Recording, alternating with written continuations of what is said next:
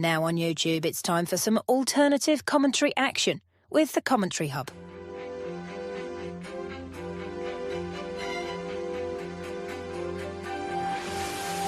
There's headed by Marina, and it's 2-1 to Arsenal. Look at that pass! Goal for Manchester City! Saka takes this corner, whips it in, it's headed and it's a goal, and it's that man, Gabriel. Liverpool have equalised. Lovely improvisational touch from Curtis Jones. Oh, what a goal! Wow, take it out!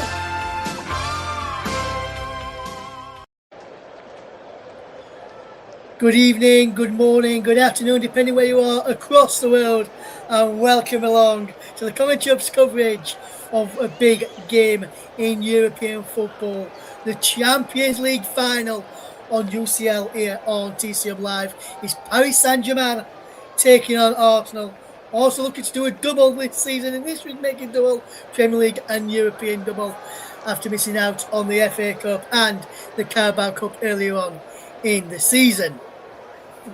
Ahead of this game, we did receive some news from Liverpool this afternoon, which saw manager Arne Slot be announced that he will be leaving the club, with the front runner for the managerial job at Anfield, his former Bournemouth boss, and that man is Andoni Iraola. And I've got a man alongside us who's going to be looking ahead to the Champions League Final, which we'll preview in just a second, who's also going to touch upon the news and his reaction to Arne Slot leaving Liverpool and potential appointment of Andoni Iraola in the Anfield hot seat. And that man is Mike Horneman. And Mike, very good evening to you, my friend. First and foremost, your thoughts on Slot leaving Liverpool and the potential arrival of Andoni Iraola, who's just left Bournemouth at the end of this season, Mike. Yeah, evening Russ, evening everyone. Hopefully we're all doing really, really well this Saturday evening as well. And big news coming out of Liverpool, as you mentioned there, regarding the departure first of Arne Slot, and then of course the potential of Iraola coming in. But what I will touch on first of all is the departure of Arne Slot. I think he's been a real great servant for Liverpool. I think he's come in for Jurgen Klopp, had a really good season, lifted the title with them. And he's going to code on that Jurgen Klopp here nicely, to be honest, for the red side of Merseyside. So, yes, this season they've really, really struggled. And that's, partly down to the passing of Diego Jota. Of course, that's going to have an impact on the squad.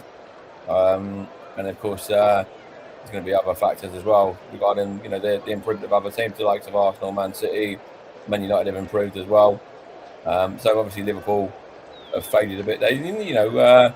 I never saw them finishing as low down as they did. I thought they'd be a lot more competitive, but you have to credit Arne Slot for the work he did, in particular when he came in to take over from Jurgen Klopp first time around and carry over the kind of consistency really into that season, win the league. And I think this time, to give him this season and see they've really struggled, I think it's the right call. And I think Iraola's a great boss as well. Obviously, he's got Bournemouth into Europe for I think the first time ever. So a real good appointment there. He's young. He's got a lot of drive, and I think he'll do them quite good. Yes, absolutely, Mike. Absolutely. I think if he does turn out to be Iraola, that could be a small move. Bournemouth unbeaten towards the back end of the season. I think he was about 17 games unbeaten with Iraola at the helm. So I think that could be what Liverpool needed, fresh voice in there. Just a penny for the thoughts of Xabi Alonso. He's always said the new Chelsea boss. He always said his dream was to become the Liverpool manager. Had he hung out an extra couple of weeks, he'd have probably got that job at Anfield. What do you think he's feeling right now, Mike, just before we get on to tonight's important game? I think it'd be quite a bittersweet for him, really. I feel that obviously, he mentioned that he wanted Liverpool. But you don't know that Liverpool job's going to come. Chelsea's come available. They're a big club in London, not the biggest, by the way. Nowhere near the biggest club playing tonight. But taking away from not taking away from Chelsea. Chelsea are a great football side. They're a great club. They run very well now after Abramovich has left as well. They've got themselves out of their financial issues. And, they've got some young players coming through as well. And I think that, when someone becomes available, you have to take that opportunity because, he never knew this Liverpool job would become available as quickly as it has, right? This could have become available in the summer, could have become available next season. We never know. So when there's a big club like Chelsea are a big club, you've got to take it. Absolutely, Mike. Absolutely. Let's turn our attention now to the game in question tonight. Kicking off in round about 7 or so minutes' time at the Puskás Aréna in Budapest is Paris Saint-Germain against Arsenal in the Champions League. And before we bring Mike in to give his thoughts on the lineups and the ahead of tonight's game, let's just take a look at the two lineups. Starting with Paris Saint-Germain, who will line up as followed for their game tonight against Arsenal. Starting off is in goal Hakimi, Marquinhos, Pachau and Nuno Mendes across the back. João Neves, Vitinha and Fabian Ruiz in midfield with Doué, Dembele and Kvaratskhelia leading the line for Paris Saint-Germain. On the bench for them, some world-class players in there. Cavalier, Marin, the two goalkeepers, Ronaldo, Zabrane, Ramos, Lee, Hernandez, Maeu, Bruno Fernandes, Barcola, Zaire Emery and Mbaye on the bench, managed by Luis Enrique. And now let's take a look at the champions of England and how Mikel Arteta will line up his side to take on Paris Saint-Germain. We'll recap these sides again a little bit later on, just before we get to kick-off as well. But the Arsenal lineup in full is David Raya in goal, a back four from right to left of Christian Mosquera, William Saliba, Gabriel and Pedro and Piero Hincapié, let's say. In midfield of Martin Odegaard, Declan Rice and Mars Lewis Skelly, with Bukayo Saka and Leandro Trossard either side of Kai Havertz. The bench, Kepa, the backup goalkeeper, Jesus, Eze, Martinelli, Timber, Gyökeres, Norgard, Madueke, Moreno, Calafiore, Zubimendi and Max Dowman on the bench for Arsenal as well. We'll bring you the teams again in a few moments time, just before we get the kick-off. But Mike, you've just heard the teams there. What is your opinion on the both lineups, and where do you see this game being won and lost in this Champions League final today? Yeah, so, I'll take it from an Arsenal point of view. First of all, when you see the Arsenal lineup, and the boys are coming out now as well, just shaking hands with the officials, they're making their way out to the pitch for the first time, getting ready for probably the Champions League anthem and everything like that shortly. But when you look at the Arsenal lineup, I think, there's a few surprises in there. I think Mosquera at right back, he's shown he can do a job, but not against somebody of the quality of Doué and Kvaratskhelia. So that's going to be a bit of a concern. And I think, you might have Declan Rice trying to help him out a bit and stuff as well. Obviously, Declan Rice has played right back a couple of times this season. So Declan Rice is going to probably have to use his experience to help Christian out a little bit there. I see that the left-hand side with Piero Hincapié as well is preferred to Riccardo Calafiore. And I'd have probably gone with Richie for this one. I think with the experience of him winning the World Cup, although Hincapié has been sensational as well, and I think that that's pretty much certain to be made a permanent as well in the summer. And the other one is Lewis Skelly in midfield. And I feel that that's, kind of helped the defence a little bit and kind of a little bit more balance to the back line. Obviously, we're going to have Gabriel and Saliba, who are extremely solid. But I think that if we put, what I think we'll do is we'll put Lewis Skelly sit in. We'll have Declan Rice in a lot more of a free role, which is where he's at his best. We'll have Martin Odegaard in the 8, or the 10, or whatever you want to refer to it as. And then we'll have Bukayo Saka and Leandro Trossard, and then obviously Kai Havertz is the other one I've not touched on yet, leading the line. I think that he's gone up there rather than Victor Gyökeres because of the aerial presence he can offer. So overall, interesting lineup from an Arsenal point of view. I quite like it. Maybe Timber at right back would have been what I'd have gone down the route of, but might be a bit soon for him, but he is on the bench. And then, when you look at PSG, we've seen that they're vulnerable defensively. The goalkeeper's vulnerable. The back four of Hakimi, Marquinhos, Pacho and Mendes are vulnerable as well. And then obviously the battles are going to be midfield with Ruiz and Odegaard, Vitinha and Rice, Neves and Lewis Skelly. And then the front lines as well, obviously Doué and Saka, Kvaratskhelia and Trossard and Dembele and Havertz as well. So, really interesting lineups and really looking forward to the game. I feel that we've got a good chance. If we'd have lost the league to Manchester City, I'd be a lot more worried about this game than I actually am. The league was what we wanted to go for, and this is kind of just a little bit of a bonus on top. So we've seen already that they're not the very best defensively, and we've shown the quality that we've got defensively. So if you look at the bench as well, if you look at our bench in particular, we've got a lot of quality there. We've got Calafiori, Dalman, Eze, Gyökeres, Madueke, Martinelli, Marino, Timbers, Mendy, Norgard, Jesus. They're all big players, so they can all come on and have an impact if need be as well. So, looking forward to the game, and pretty comfortable and happy really with the lineup, bar a couple of potential alterations. But we'll see how it pans out. But for me, not massively concerned. Slightly concerned in certain areas, but I can see why Arteta's done it. Yes, mate. Just one final one for me before we get into the four-match contrast. The teams are out onto the pitch right now. Just give us your score prediction for this game today. So I've got two score predictions, really. I've got the head prediction and I've got the heart prediction. And the head prediction, it sees it being a tough game. It sees PSG causing us problems on the attacking front, on the front foot. But I do think we'll handle them with pretty much not really that many issues with the quality that we've got. So the head prediction, I'm going 1-0 Arsenal. And the heart prediction, I'm going 2-1 Arsenal. So Arsenal win either way, but I think it's going to be a tight game. It could be, extremely close. Thank you very much there to Mike Conman. We're back with Mike at half-time of the game. Let's take a look then, once again, at the starting lineups for today's game, starting with Paris Saint-Germain, who line up with 7 off in goal. It's a back four then of Hakimi, Marquinhos, Pacho, Nuno Mendes, midfield trio of Fabio Ruiz, Vitinha and João Neves, with Desiree Doué, Ousmane Dembele and Kvaratskhelia Kvaratskhelia leading the line for Paris Saint-Germain today. Before we bring you the Arsenal team, let's take a look at the match officials today. The referee is from Germany, Daniel Siebert is the match referee. He's assisted by Jan Sedel and Raphael Fultan, from Germany as well, with Sandro Scharter from Switzerland, Bastian Dankert, Robert Schroeder, both from Germany, and Carlos del Cerro Grande from Spain in the VAR room today as well.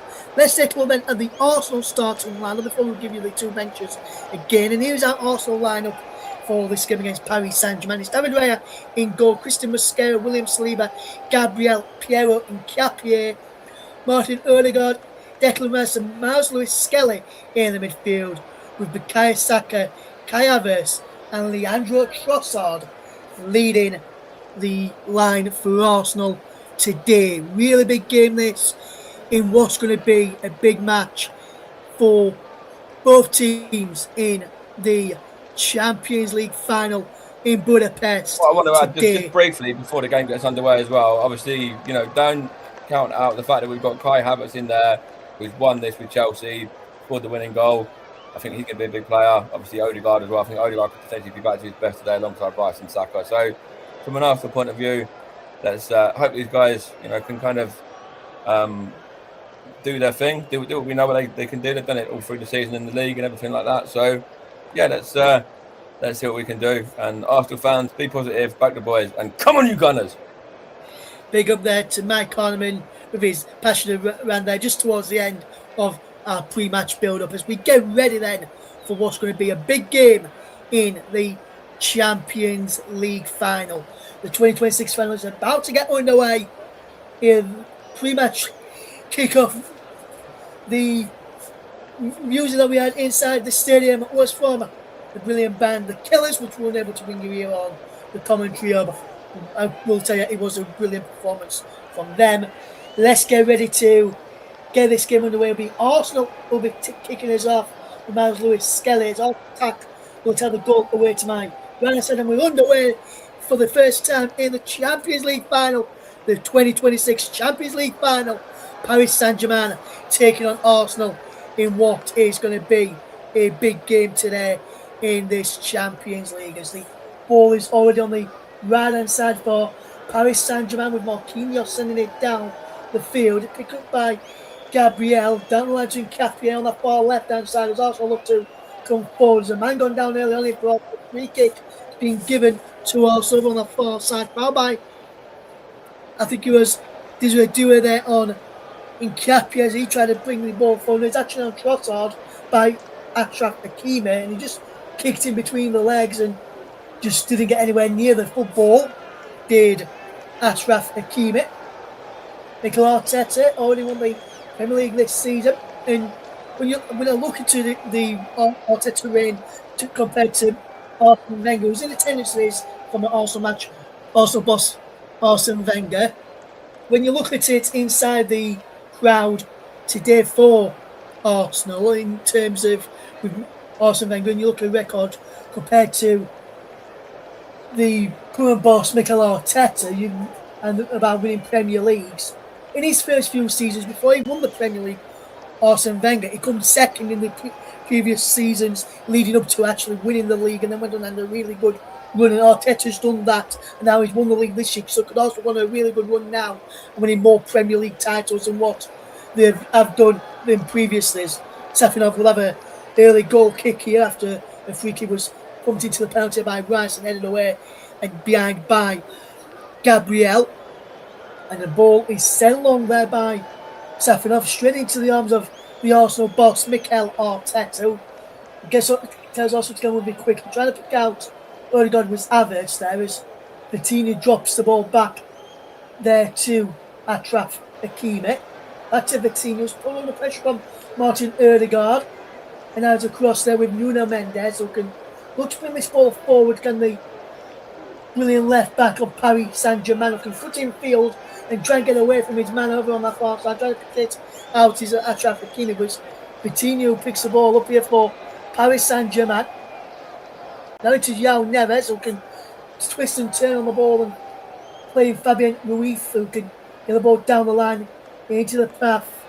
Now Ousmane Dembele, who's dropping deep inside his own half early on it to make sure he can keep possession, maintain that possession for Paris Saint-Germain in this early exchanges. Will bring you the thoughts of my comment at half time on this game between Paris Saint-Germain and Arsenal. Here's thoughts on the first half performance from the Gunners, as well as the Parisians of the French capital in Paris Saint-Germain, as they have a bit of possession now to Paris Saint-Germain, and Achraf Hakimi gives the ball away, but Coutinho picks the ball back up for Paris Saint-Germain. He just holds up the play, rolls it into the midfield there to Fabian Ruiz, who can send the ball forward. Can he? He can here now. It's now back with Nuno Mendes. He's got Kvaratskhelia down in front of him. He goes back to Pacheco, and now into Fabian Ruiz again, who can drops into that left back position when Nuno Mendes pushes forward. Kvaratskhelia pushes forward as well, and sometimes him and Desiree Doué and Dembele interchange along with the Georgian Kvaratskhelia there, as it's Nuno Mendes just keeps the ball in play and plays it off of Christian Mosquera and out of play for an early throw in here to Paris Saint-Germain in their left back spot, just a bit further down from the left back spot. So just in line with their, a couple of yards away from their dugout, is on my right hand side from my commentary position, is thrown long downfield, headed away by Saliba, pushing the back of Bukayo Saka from Fabian Ruiz, and also will have a free kick. And talking to from the German referee Daniel Siebert to Fabian Ruiz there from that push in the back, and then he complained, and then I think he headed the ball away and then got the ball back and then cleared it away, so the free kick couldn't be taken fairly quickly from an Arsenal perspective. But also gone with the game now as Luis Skelly plays it to Gabriel. And Gabriel plays it into Declan Rice, lifts it into the air for Kai Havertz. Havertz controls well to that far side, and then Capia down the line towards Trossard. And he breaks down for Kai Havertz, who's through. And Kai Havertz is through on goal. Kai Havertz inside the penalty area, draws it into the back of the net, and inside 6 minutes, Arsenal take the lead. Inside 6 minutes, and it has been coming from Arsenal. It's Kai Havertz who has opened the scoring, and the German has got this game off and underway. Kai Havertz with the goal. Arsenal inside 6 minutes lead in the Champions League Final. It's a wonderful bit of play for the Gunners. And it's them who have struck first. And it's Kai Havertz who has opened the scoring, and Arsenal have taken the lead, and it is a deserved lead as well. Brilliant bit of play. They've not let Paris Saint-Germain play their own game. They've caught them out. And Arsenal, inside 6 minutes, through Kai Havertz, leading up by a goal to nil. They will be checking for a potential handball against Leandro Trossard, but I didn't see anything of that. But Kai Havertz, as it stands right now, has given Arsenal the lead inside 6 minutes here in Budapest. Fantastic start from the Gunners. And the goal is being given. And that is correctly given as well. No handball there. And that's what the German does best when he's in front. He plays to Victor Gyökeres. He finds the back of the net and gives the Gunners a 1-0 lead. And there's a free kick man down here from Arsenal's perspective in Lewis Skelly. And Dembele was down as well. But Dembele now back on his feet. 4 goals in 6 matches in the Champions League for Kai Havertz now. And this is what Arsenal, the start that they would have wanted. And that is a fantastic goal. And the goal, Safanov should never get beaten out his near post. He fired it into the roof of the net. And you can just see what it means to the Arsenal faithful when that goal in the back of the net from Kai Havertz. That is a fantastic goal and a fantastic start. Just what the doctor ordered. And they've been looking to take not 1 but 2 trophies on their victory parade tomorrow after winning the Premier League earlier this season as well. And Arsenal have a 1-goal lead here. And we're just looking at this again. It was the challenge again on Lewis Skelly. It was a poor challenge, and O'Reilly's given a free kick there. And Mike, I can see in his studio from our position that we've got a camera on Mike, and he's enjoying that goal early on here. And why wouldn't he? Arsenal lead in the Champions League Final, but can Paris Saint-Germain change that? He's going to do it. Challenge to stand on the right hand side. It headed away by Saliba and picked up here by Leandro Trossard. Trossard tries to get away. And Achraf Hakimi, who just gets back at him and does well to tidy up here. Achraf Hakimi and find Marquinhos. And if Arsenal win today, I believe it'll be the first time. If someone could check and correct me if I'm wrong, but I believe if Arsenal win today, it might be the first time that 3 English clubs have won all 3 of the European trophies. Because if you look at Aston Villa, they won the Europa League, and Crystal Palace won the Conference League in midweek, and now can the Gunners gun down Paris Saint-Germain and win the Champions League? That's what they're doing so far, gunning them down. 9 minutes on being played, but the goal come after just 6 minutes when Kai Havertz fired home to give Arsenal the lead. As here comes Paris Saint-Germain trying to come forward, but Arsenal have defended that well.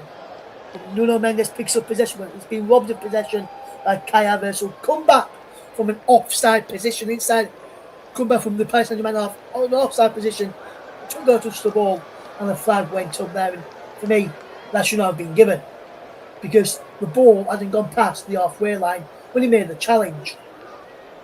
But don't get me started on the offsides and officials, and hopefully we don't have to speak about the 3-letter word VAR. And if our good friend Paul James is listening, he'll be hoping we don't have to speak about the 3-letter word VAR, because I know Paul, our good friend Paul James here at the commentary hub, will be back during the World Cup. awesome World Cup action for us. He'll be having a rant on VAR off air if things don't go the correct call on VAR. He had plenty of rants last season on VAR in some broadcasts, but hopefully he doesn't have too many to have a rant about today. Here they come now, Paris Saint-Germain, and in towards Kvaratskhelia inside the bricks. The Kvaratskhelia, but wonderful challenge back there from Gabriel to prevent Kvaratskhelia from getting his shot away. And wonderful challenge, and Katia in there too, who was the left foot of Gabriel, just clearing it away. Short corner taken quickly. He's lifted in towards the back post, trying to put it back in, and just behind it goes. And I mean, we've going to keep the ball in play, and what a fantastic start to the game here.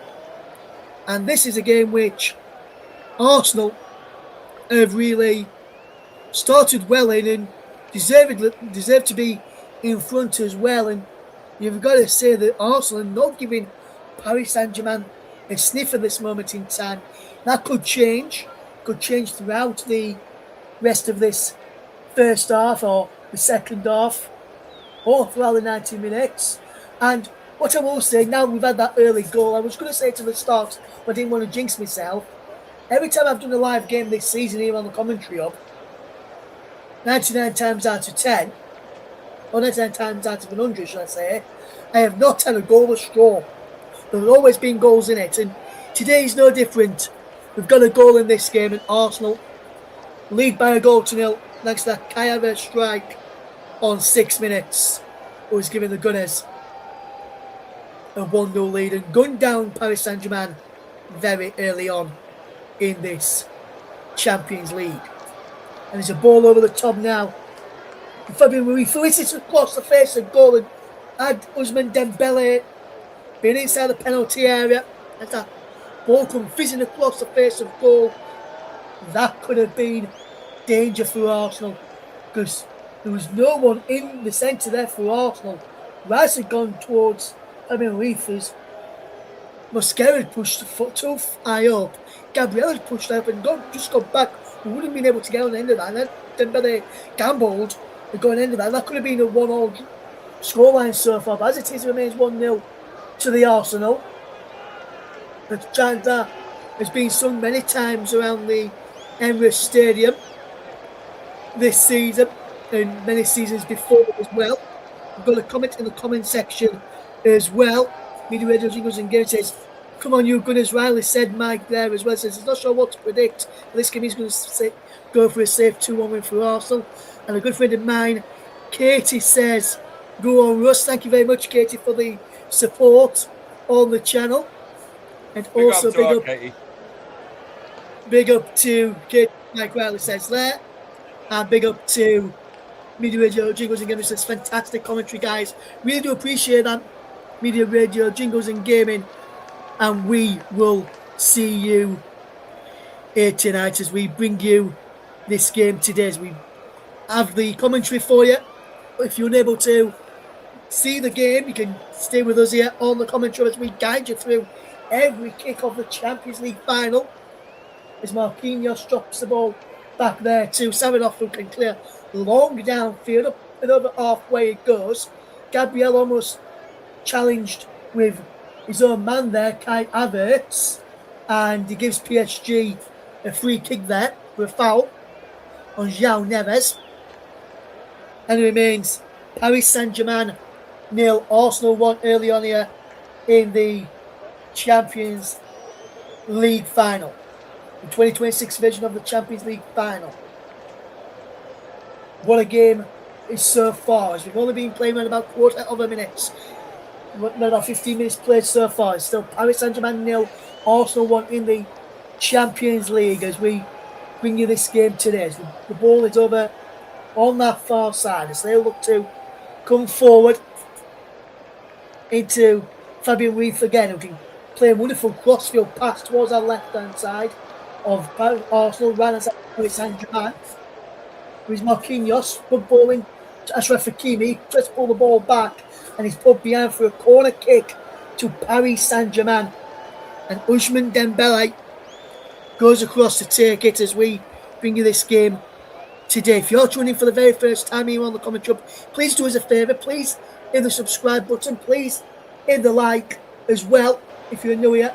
And stay tuned here as Paris Saint-Germain appealing for a penalty there against Bukayo Saka for handball. I want to see this again because I'm not sure it was an handball from Arsenal's store boy, as they like to call him, in North London, in Bukayo Saka. Not seen a replay of that yet. As is Martin Odegaard now as Fabian Ruiz gave the ball away to Kai Havertz and ball over the top looking for Leandro Trossard, and Savinov has claimed it now. We may get a chance to look at that handball appeal against Bukayo Saka. We will now. And is this handball? No, not for me. He tries to clear it and he bounces up, and that's an accidental handball, and for me that's it. It's not going to be given. Normally in Europe I've seen those given, but if it was a Premier League game that was never going to be given, and I think the referee Daniel Siebert, because I don't think they'll be given in Germany either, got that one spot on with the call of no penalty for Paris Saint-Germain there this afternoon as we watch this game unfold before our eyes. It's Paris Saint-Germain 0, Arsenal 1 in the Champions League today, as we keep you bang up to date. Katie says she's listening via TV today, so thank you very much, Katie, for doing that. Please keep us up. Please keep us on, and we'll keep you updated. Let's listen to us this afternoon. Going into your early evening, we'll be with you until the trophy has been lifted by whichever side wins it tonight. Let's just remind you that should we remain level at 90 minutes, we will go for a 15-minute period each way, so 30 minutes in total for extra time.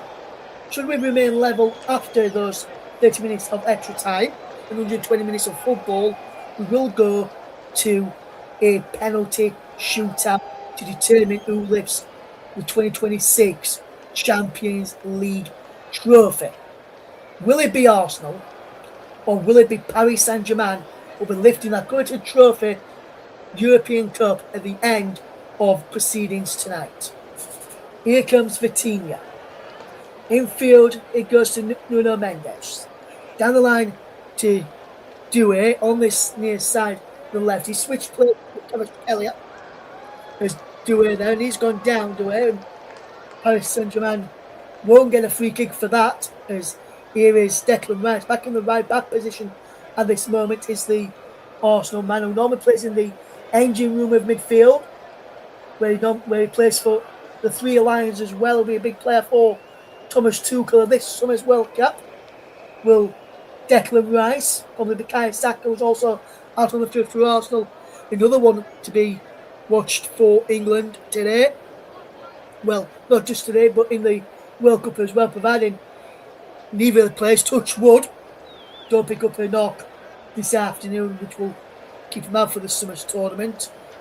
They'll have a break after today's game, so they will not feature in next Saturday's warm-up friendly for England against New Zealand, and they may feature in the final warm-up match against Costa Rica a week on Wednesday, this upcoming Wednesday, because in 2 weeks on, because in just under 3 weeks now until the World Cup begins. And Scotland played 80 in their first group game, took on a country similar size to 80 in Curacao, and at the end won by 4-1, having been 1-0 down, with Curacao being down to 10 men in the friendly at Hampden Park earlier today. As the ball is out of play for an Arsenal, throwing over on that far side, not really missing much in terms of action on the field of play, as Fabian Ruiz is just trying to give the ball back to Arsenal, and so too was Achraf Hakimi. The ball showed the face of Nkapie, and we'll see some Wickham Gunners there, flag out there over on that far side, supporting the Mikel Arteta's army, Super Mikel Arteta, as the Arsenal fans call him, which is their manager. And can Arsenal do it for England and help England win 3 European competitions in a singular season? And shout out to Evan Gasson, who won 2 of those trophies. He won the Europa League with Aston Villa, and then he won the Conference League with Crystal Palace, so he was able to pick up a medal in both of those, and he played enough games for Aston Villa before his loan to Crystal Palace as well. So big shout out to Nagason. I think he becomes the first player to win 2 European competitions in the same season, playing for 2 different clubs. What a stat that is in itself. As David Raya picks up the ball into the penalty from Achraf Hakimi was too much on that, and it goes through there and it remains 1-0 there as you watch this game here. Watch this game unfold as we bring you this game today.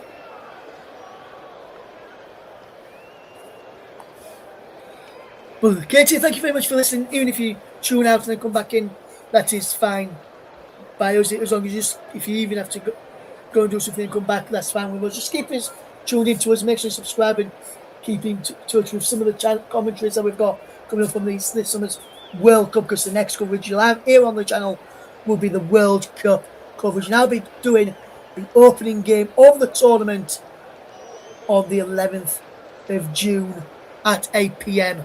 on the channel. We'll tell you a bit more about that when we do a preview show a little nearer the time. Make sure you stay tuned for that one. Paris Saint-Germain 0, Arsenal 1 as we bring you the Champions League final. Can Arsenal win the Champions League? And they've already won the Premier League this season.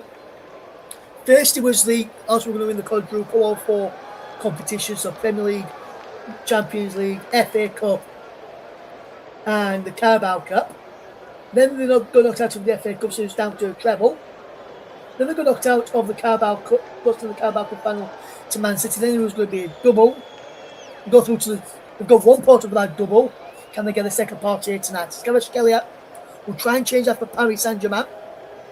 And the ball is out of play for Fabian Ruiz for a throw to which will be taken by Christian Mosquera. There was talks that Jurrien Timber would be playing in the back line in place of Mosquera, and also Ben White, and White is the one who is out injured. And we're just going to have a drinks break here as we approach the 23rd minute of the game. It is quite warm today. Let me just tell you what the temperature read when we got our team sheets just about an hour or so before kickoff.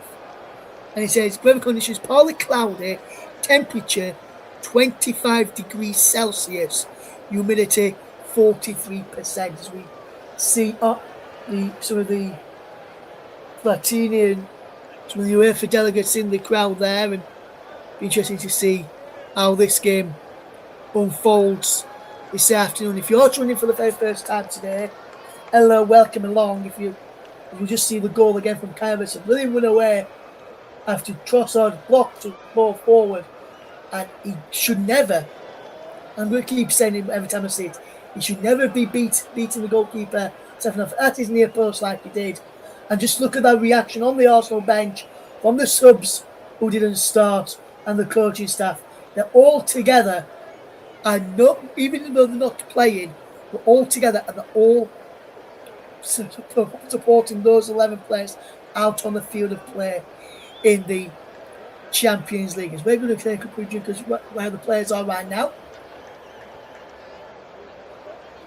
And this has been a good opening 24 minutes for Arsenal. Kai Havertz there, the man who put the Gunners into lead and gunned down Paris Saint-Germain in the Champions League. And if you're tuned in for the first time today, thank you very much for doing so. So big up to Katie, who's going to be stay tuned in, but doing stuff in the background there as we get now back underway in the Champions League final after a drinks break there. There's a ball down to play again for another throw into Arsenal. As we watch this game unfold, as we will bring you the Champions League final, which is going to be a big game today for us here on the channel, and it's a milestone for me as well, because I've been doing coaches for quite a while, and I must say this is my only second ever Champions League Final commentary that I'm doing. He's Bukayo Saka now for Arsenal. Ball towards the penalty area. Can he make it 2 there? Pushed away. And Safanov is down inside the penalty area, holding his head, so the referee has to stop play here. Trossard is not happy that he's had to stop play here. Marquinhos is talking to Leandro Trossard there. Havertz there again. Saka with the ball in. And just Trossard catching. I don't think anybody catches his head there. I think he's gone down. Let's have a look at this angle, will tell us. It's his own player. His own player who catches his head. Then he gets up and his little player comes across him and catches his head again. He's just about to get back up here and Safanov here. For me, I don't know what other people are thinking. You tell us your own opinion. You don't have to believe my opinion. But what I will say here is that for me, Safanov is time wasting here because he was clearly not injured there as he went down. He was about to get back up and someone to walk across him in front of his face. He's just sitting up now. And Pacho is talking to Daniel Siebert. Marquinhos is there too. Let's just look at it from this angle. You can see what actually happened to the Paris Saint-Germain goalkeeper. Goes down. Maybe just going to slightly touch Trossard on him there. This angle will probably tell us better. It's his own player who catches him. It's Marquinhos who catches him, and then Pacho moves back across him and catches him again. So his own players who have caught him there. Delivered together, the game stopped while Arsenal are on top. In my opinion, anyway. And don't get me started on people going down to break up the play when opposition teams are on top here. As Mike says, gamesmanship because we've dominated the opening half hour. I agree there, Mike. He says try to tear this thing out of Arsenal. I agree with that as well, Mike. And this is the first time I've seen it against a different team than Leeds this season, as we've just seen a shot there of Rafa Benitez in the crowd and Roberto Martinez there as well. Arsene Wenger, Luis Figo also in the crowd. Today there's Luis Enrique, who's just calling over some of his players to have a job while Safanov puts his air back into a bubble and tries to get momentum back in Paris Saint-Germain's favour by taking a little bit of sting out of Arsenal's momentum here. And if you're tuning in for the very first time today, thank you very much for doing so. We are bringing you commentary of Paris Saint-Germain against Arsenal in the Champions League. And you've got to say that this game has been so far so good from an Arsenal persuasion. Daniel Siebert telling the Arsenal players to get back as he will drum the ball back to Paris Saint-Germain. He's just checking with Safanov is okay in the air as Paris Saint-Germain get the game back underway. As is Marquinhos, who sends the ball long downfield, and headed there is won by Gabriel, who is headed back by Odegaard. Let's get the confidence there, and now here comes Paris Saint-Germain again in possession with the child. It's Ross now to Nuno Mendes. Down the line, it goes to Kvaratskhelia. Good ball in field to Nuno Mendes, who plays a wonderful crossfield pass out wide there, and Paris Saint-Germain are coming forward now on the right-hand side. He's in towards the penalty area from Desiree Doué. His ball is blocked. Dembele is there now. Nuno Mendes, João Neves, Fabian Ruiz, all inside the penalty area for the Paris Saint-Germain persuasion. Ball is whipped in towards Nuno Mendes, headed away by Gabriel. Nuno Mendes goes down, no penalty given there. Gabriel fell on him, on his ankle as well, no player downs. Paris Saint-Germain continue with possession. Desiree Doué plays the ball out wide to Marquinhos. Further wide it goes. Now as the ball is down the line. Achraf Hakimi will try and keep the ball in play. Goes backwards. Nuno Mendes remains down. He tells Mendes to get back up. Ball in towards the penalty area. João Neves, ball back. Chance Is there a penalty there for Paris Saint-Germain? The referee says no, as Desiree Doué goes down. And I didn't see anything wrong with that. Nuno Mendes remains down. He's now slowly getting back up to his feet? No, he's still down. And Marquinhos has pulled the ball now, finally pulled the ball out of play. So Nuno Mendes can potentially get some treatment, but he's now getting back up here. Let's look at this again from Nuno Mendes. And that's accidental there from Nkapia, I believe it is. As he goes down, Nuno Mendes. And for me, nothing in that at all. As we watch this game unfold, we played 31 minutes in the Champions League Final in Budapest. It's Paris Saint-Germain 0, Arsenal 1. If you're just tuning us, Kai Havertz with the goal on 6 minutes of difference between the two sides as we watch this game unfold here in what's going to be a big game today. Interested to see how this game was unfolding. The second half, ball over the top there, looking for Fabian Ruiz as Dembele comes out to clear the ball away. I don't believe so either, Mike. Didn't look like any of them was a penalty to me either, my friend, as we watch this game unfold.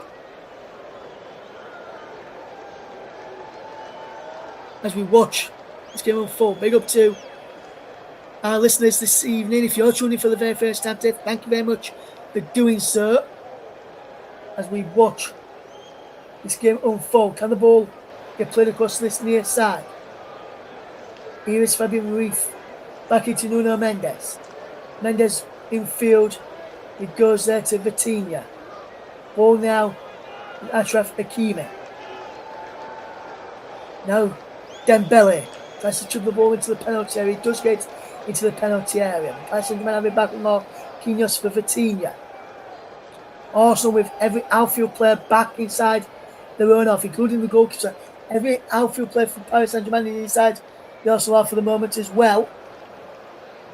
Only person inside the Paris Saint-Germain half for this, and it stands right now, is the Paris Saint-Germain goalkeeper Safonov. All the other players are camped inside the Arsenal half of the field. Here's Vitinha just knocking it around well as Paris Saint-Germain look to try and open up this Arsenal defence. Dembele drops it back. Achraf Hakimi now gets the ball to the edge of the penalty area. Will the strike come in?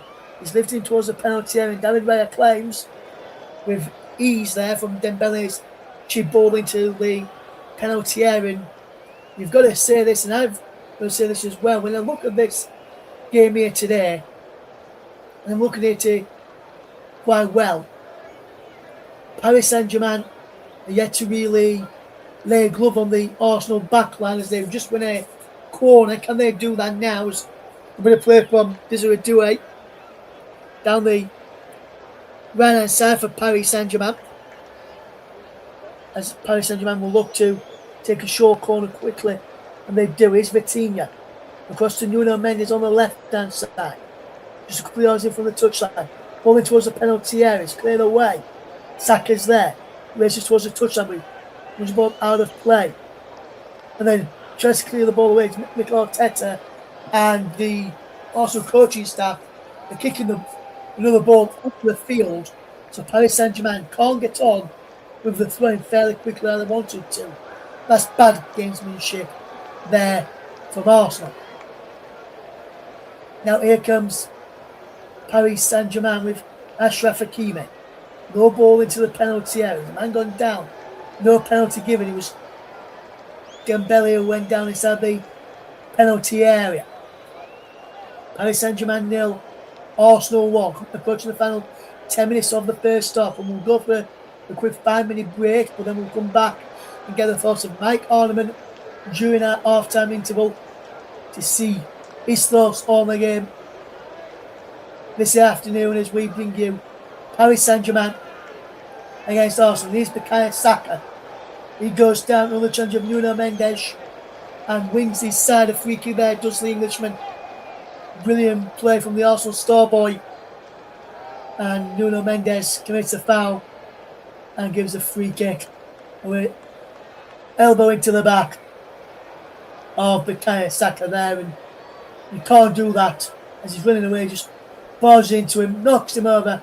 No attempt to play the ball, and the correct call from Daniel Siebert, the German referee, to give Arsenal a free kick.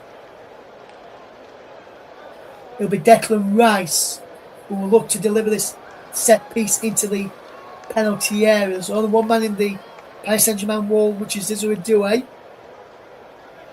What can he conjure up here, Declan Rice? He delivers a cross into the heads go up from Gabriel, also from Nketiah, and he's behind for a goal kick to Paris Saint-Germain. Fabien Ruiz just holding his side there as he got whacked to his side. Getting pushed over by Gabriel, and then we had it from Piero Nketiah. If you bring you this game here tonight, here comes Paris Saint-Germain charging forward. Jean Vitinha. Good bit of play from Vitinha wide to Desiree Doué. His shot is blocked. But it's for Kvaratskhelia. Headed away by Saliba. Cleared away. Well there by Arsenal. Trossard does well up against Yao Neves. But loses out there. Here comes Paris Saint-Germain with Desiree Doué. Wonderful breakaway from Desiree Doué. He goes down. No free kick given as Arsenal with Russ Vernon will try and come away into Declan Rice. Out to Christian Mascaros. Surprisingly for me, I mean, what Mike was saying earlier, he's done well at the right back spot for Arsenal. Here's Saliba charging over halfway. As Kai Havertz in the centre circle. Back it goes to Piero Nketiah down the line. It goes there to Leandro Trossard. And back it goes again here to Mounds Lewis Skelly. Lewis Skelly will turn away and do really well with Arsenal as they look to keep all of possession as they come towards the end of this first half. And you've got to say that Arsenal have really dominated in terms of possession won, and in my opinion I think this has been really good here from Arsenal's perspective so far. Gabriel with another block there a few moments ago as Paris Saint-Germain tried to come forward on their right hand side. Now going to try and come forward down their left hand side. Here's Kvaratskhelia. Back it goes into Nuno Mendes. A ball in field to Vitinha. Vitinha looks up. Gets the ball out wide to Marquinhos. Down the line it goes well into Desiree Doué. Vitinha. Hakimi out wide there now. Round Vitinha again. Good play this from Paris Saint-Germain. They're just knocking the ball around quite nicely. Pachau into Vitinha once more. Pachau and Marquinhos not really had the best of seasons in the central defence, and did a good job on Bayern Munich as Paris Saint-Germain beat them to get to this final against Arsenal. Ball into the penalty area from Nuno Mendes. Cleared away for an Arsenal front. Kai Havertz has gone down, and that could be a red card here for Achraf Hakimi. He just grabbed him by the neck, and for me that is a red card offence. You can't just go around grabbing people by the neck, and for me that's got to be a red. Surely this is not a red. I don't know what is a red.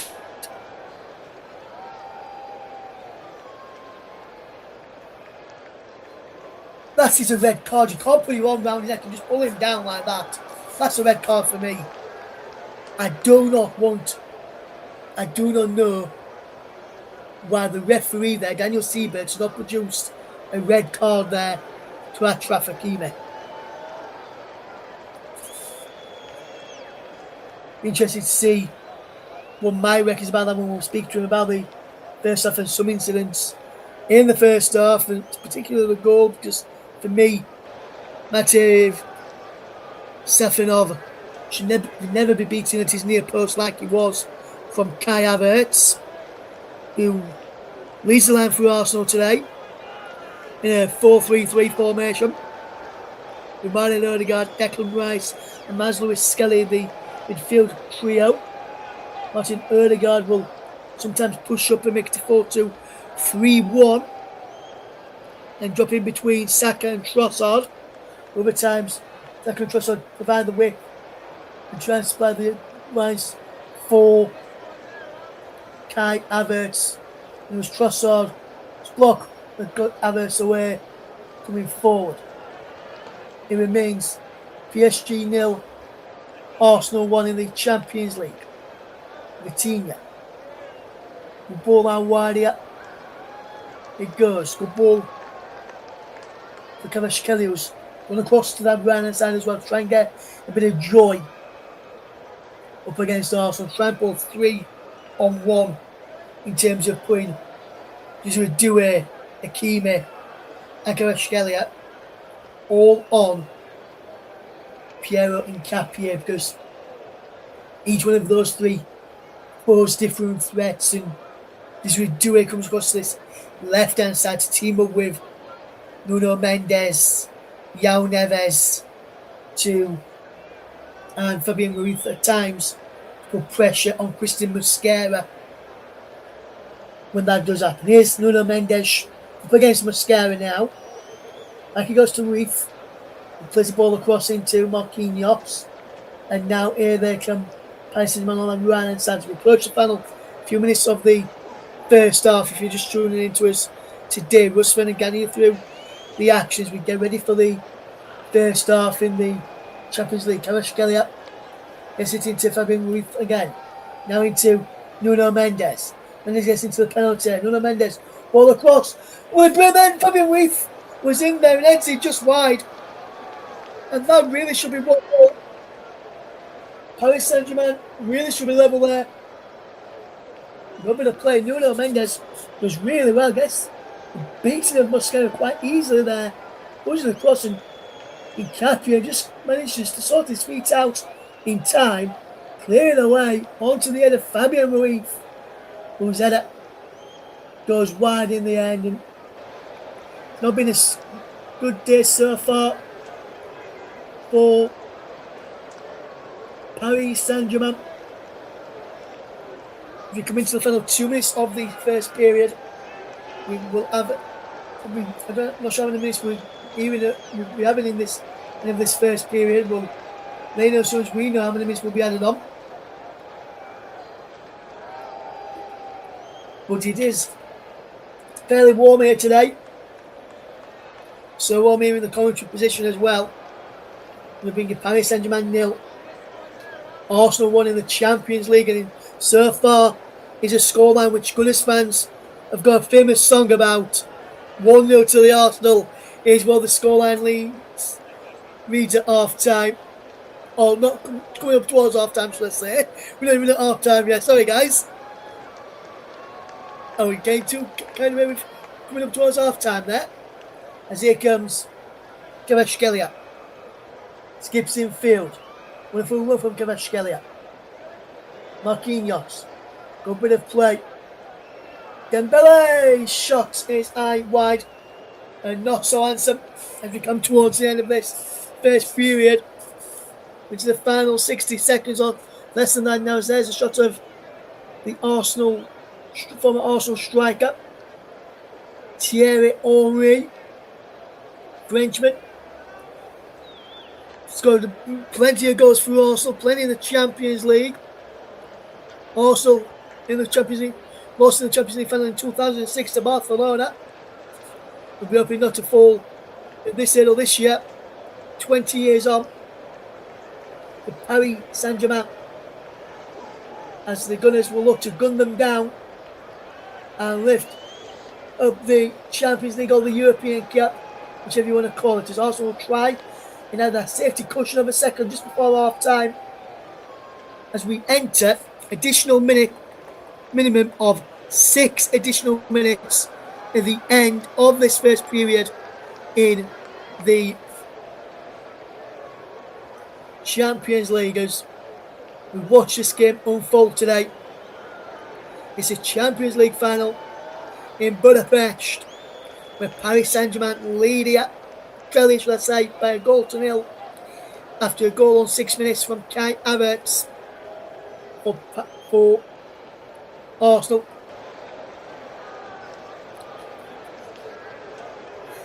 I'm counting them chickens, Mike says. I'm counting chickens, thinking it's going to be half time already. But he remains 1-0 here.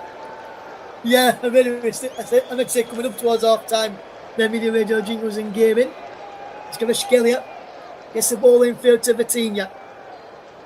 As Paris Saint-Germain look to keep all of possession and make Arsenal work for their 1-0 lead at half time. Kvaratskhelia goes down. Paris Saint-Germain wanted a penalty, nothing to it in my opinion. And so too of the referee, Daniel Siebert. Here is Kvaratskhelia. Infield to Nuno Mendes. Now João Vitinha. A bit of play from Achraf Hakimi. Down the line, it goes in and out. Paris Saint-Germain look to get a goal back before half time. Can they do that with a shot like that from Israel Doué? The answer is a resounding no, as that ball goes over the top of the crossbar and into the crowd behind the goal away to my left hand side. If we look at this again, João Neves going down on the challenge of Nketiah, and for me, nothing in that whatsoever. VAR and the officials got that one completely spot on.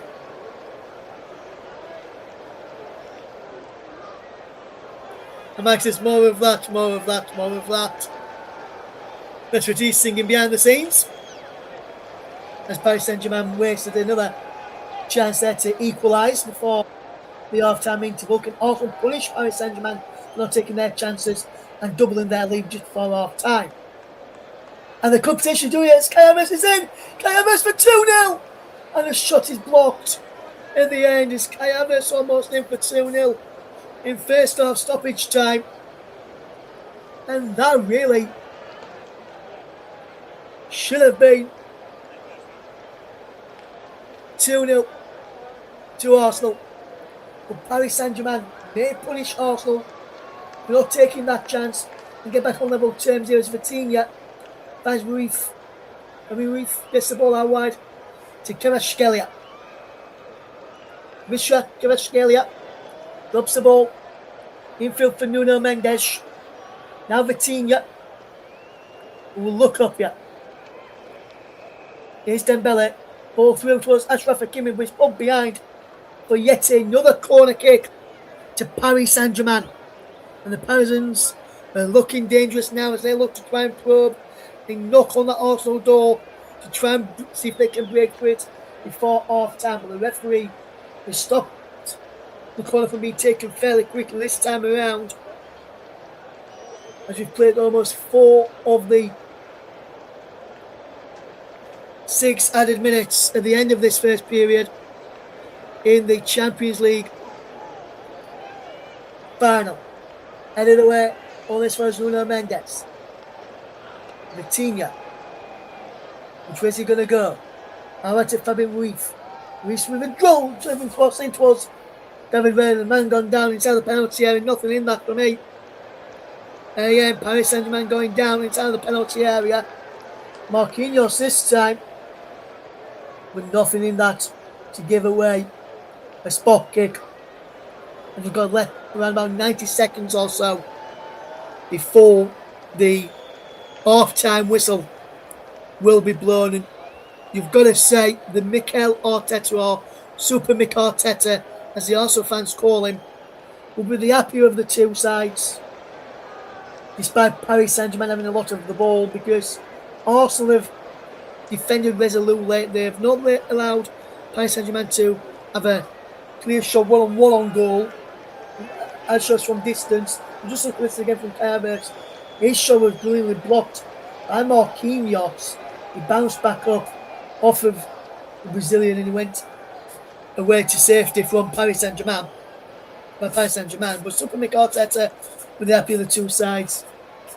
Yes, Enrique's side had a lot of the ball and a lot of the chances, but yet to really find a breakthrough as we enter towards the final 30 seconds of this first period. As Declan Rice is going to launch a throw-in into the penalty area like a catapult to see if he can help Arsenal double their lead before half-time. Rice with that catapult of a long throw in towards the near post is flicked off. Mosquera's there, flicked away. Again, Kai Havertz goes down. Is he a flag for offside against Kai Havertz? I believe so. Let's see what he's given here. Not sure if he given here. Has he given a corner? Yes, he has. It's a corner kick to Arsenal.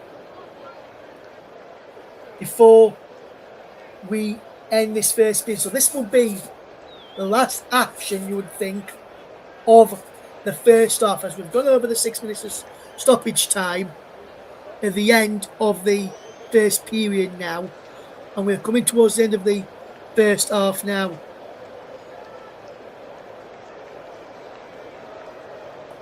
Well, the half-time whistle has gone. The corner will not be taken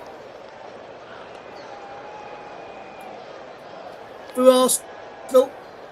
Time now.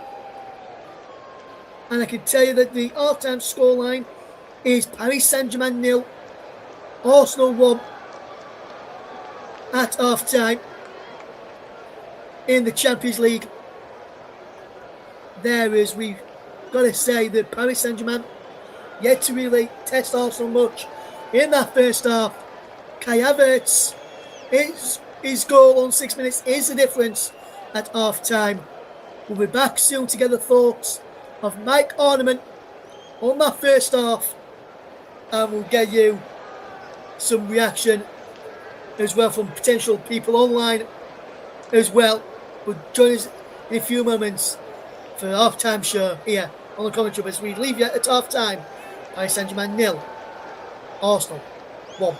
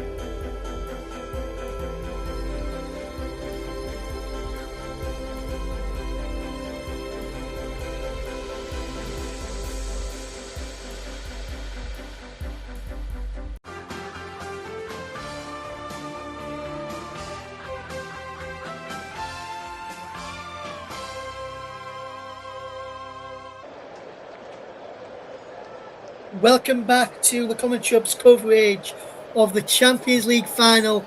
We're at half-time at the Puskás Aréna, as you can see on your screens there. Paris Saint-Germain 0, Arsenal 1 in the Champions League Final. And I'm delighted to say we have got our good friend, resident Arsenal fan, Mike Carlin, who was with us before and with us again now. And Mike, just talk to us about that first half, but more importantly, that first goal, or should I say that goal from Kai Havertz, which just put Arsenal into the lead. Yeah, so I was saying it to a couple of people earlier this afternoon, in fact, on a couple of streams on X and everything like that, and on Facebook and TikTok and all the platforms, Instagram, everywhere. To be honest, when I've seen posts about this game, and Kai Havertz is a big game player. Kai Havertz has got experience of scoring goals, winning goals in this competition for Chelsea. So it's I knew he'd have a big impact on this game, and he's duly delivered. Yeah. Absolutely, Mike. Absolutely. But Arsenal's defensive shape, and just looking at it now here on the monitor, you can see the back four's working in tangent. Then it's the midfield as well. And with Arsenal, you see when Fabian Ruiz goes all the way back to get the ball, you see Mascara push up on him. What have you liked about that Arsenal where they've defended against this Paris Saint-Germain side and not allow them to have any shots in and around from inside the penalty area, but mainly from long ranges, which is going over. Now you rather said, Mike, I don't think David Reyes had a shot to save yet in this first half.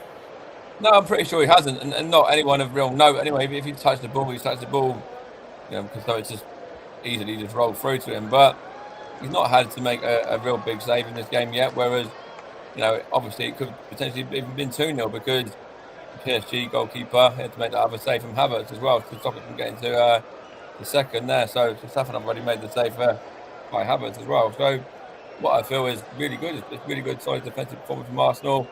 I think Mascara, he had one or two moments where he got caught out, but he's having a very good game, really, in all fairness. Nketiah the same on the left-hand side. Gabriel, I think, has been sensational. Really man the match for me so far. Saliba is quietly going about his business. You don't even really realise that he's there, which is always a good sign. And it's the same with Declan Rice and that in the middle as well. Lewis Skelly. These players are just quietly going about their job and getting it done. Yes, absolutely, Mike. Absolutely. I'm just looking at the stats here on the first half. Paris Saint-Germain 77% possession, Arsenal 23% possession. XG, so expected goals so far. Paris Saint-Germain 0.26, Arsenal 0.34. Total shots in the game, 6 for Paris Saint-Germain, 3 for Arsenal. 1 on target each apparently, which even I can't remember the one from Paris Saint-Germain either, Mike. So no, not a clue which one. It was obviously a pretty tame effort. Yeah. Yeah, so probably a tame effort there. Also, touches in outside the opposition box, 15 for Paris Saint-Germain, 5 for Arsenal.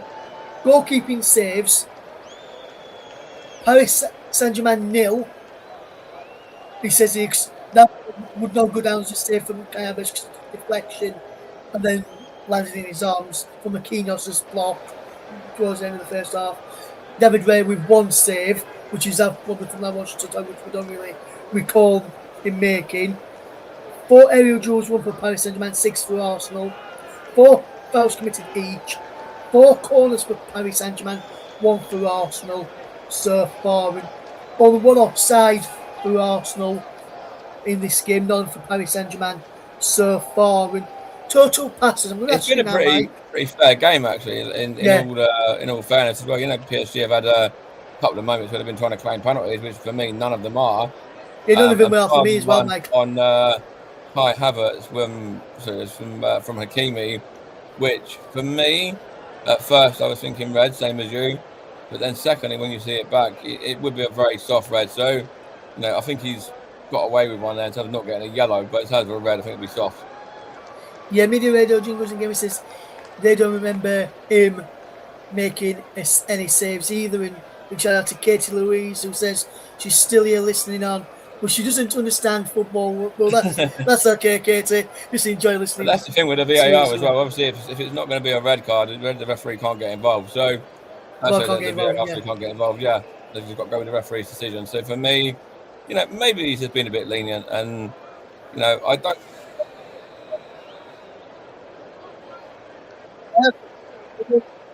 I've seen them given as a red cards. That's why I did say it could be a red for me. That's why But it's not been like one of those games. It's not been a very heated kind of game. It's been very calm. It's been very chill. The players have kind of just been getting on with their job for their respective teams.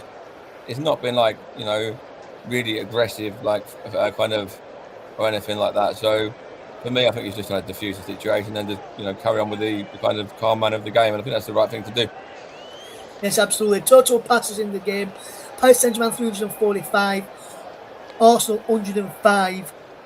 With Paris Saint-Germain 88.7% pass accuracy to Arsenal's 65.7 pass accuracy so far in this game. And for me, like Mike said a few moments ago, player of the match wise so far for me, I'm probably going to say probably Gabriel or Saliba. Either one of those two for me have done well in the back for Arsenal.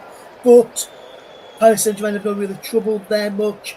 So going forward for Arsenal, I'll probably say, I know he's got the goal, but not just because of that. But his work rate, his endeavour to get blocks in and slow them down at times. Kai Havertz has also done well. Yeah, he's led the line really, really well. I'm very impressed with how Kai Havertz played that first half. And obviously, there were questions. There's always going to be questions about whether Victor Gyökeres is rightly not starting or whether he's wrongly not starting. But for me, Kai Havertz has got the experience of winning the trophy, scoring a winning goal in the trophy before. I've always led with Kai Havertz, and so far it's been proven to fruition as well. Yes, absolutely, Mike. Absolutely. Midway jingles in games just they don't remember Ryan making any saves either. They're also going to say really good first half from Arsenal. I've got to say Arsenal being the better side in this game, and hopefully it stays like that in the second half, because they don't want extra time or penalties, and neither do I. I don't accept more penalties. Now that we've got the goal, just see it through, do what we need to do defensively, nothing silly, just stay calm.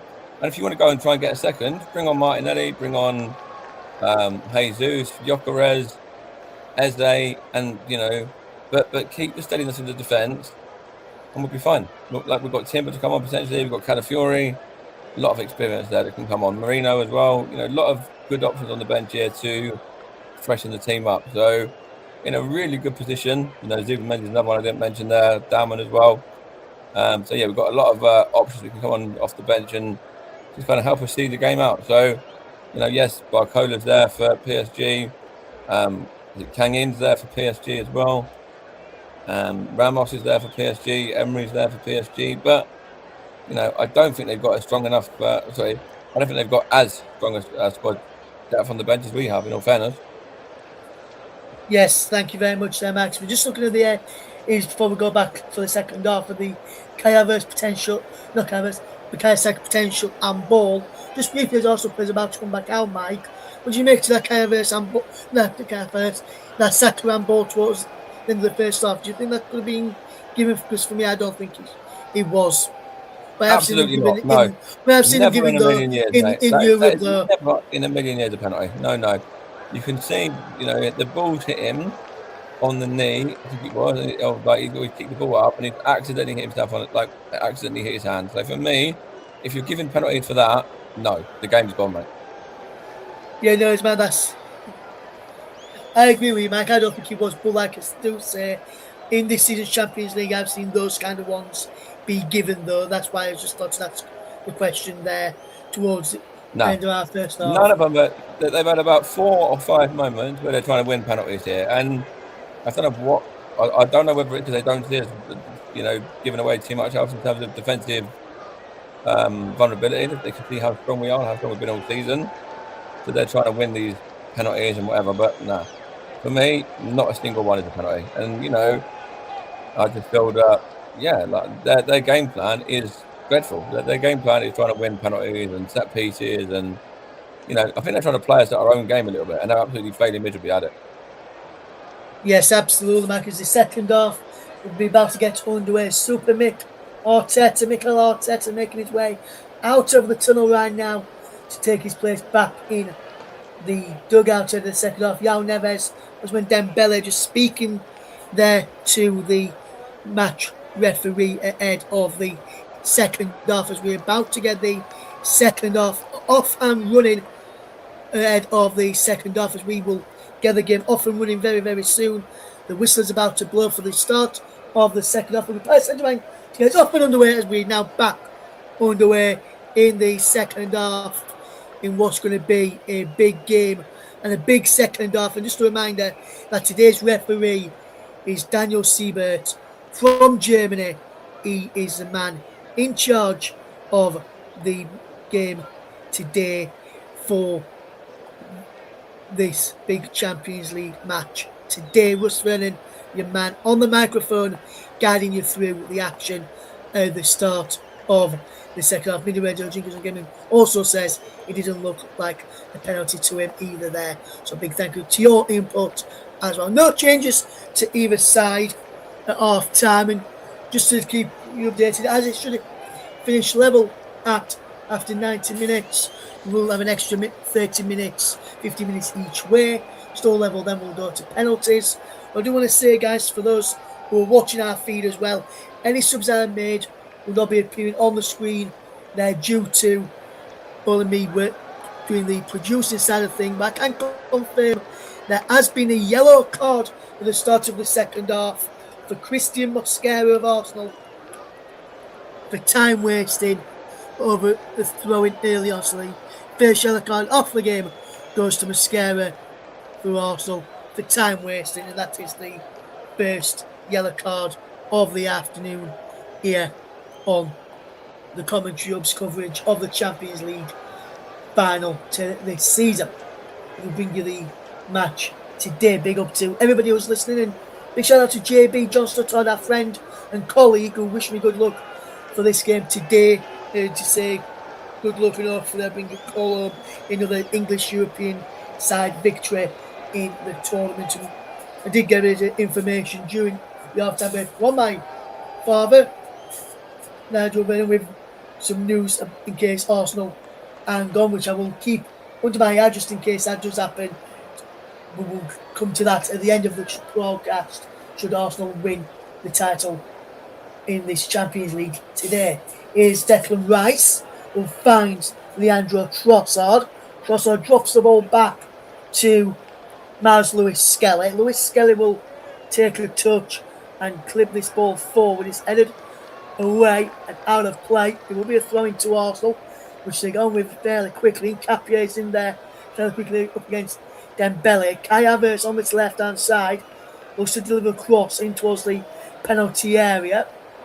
Now Trossard is there. Infield to Declan Rice as Rice finds Saliba. Odegaard runs into trouble and traffic, and Kvaratskhelia can't keep the ball in play for Paris Saint-Germain, as the ball will keep us back to Safanov here as it remains Paris Saint-Germain 0, Arsenal 1. Let's just run you through the sides again at the start of the second half. Here they'll go on your screen in case you've got any people who can't see the screen. It's Safanov in goal for Paris Saint-Germain.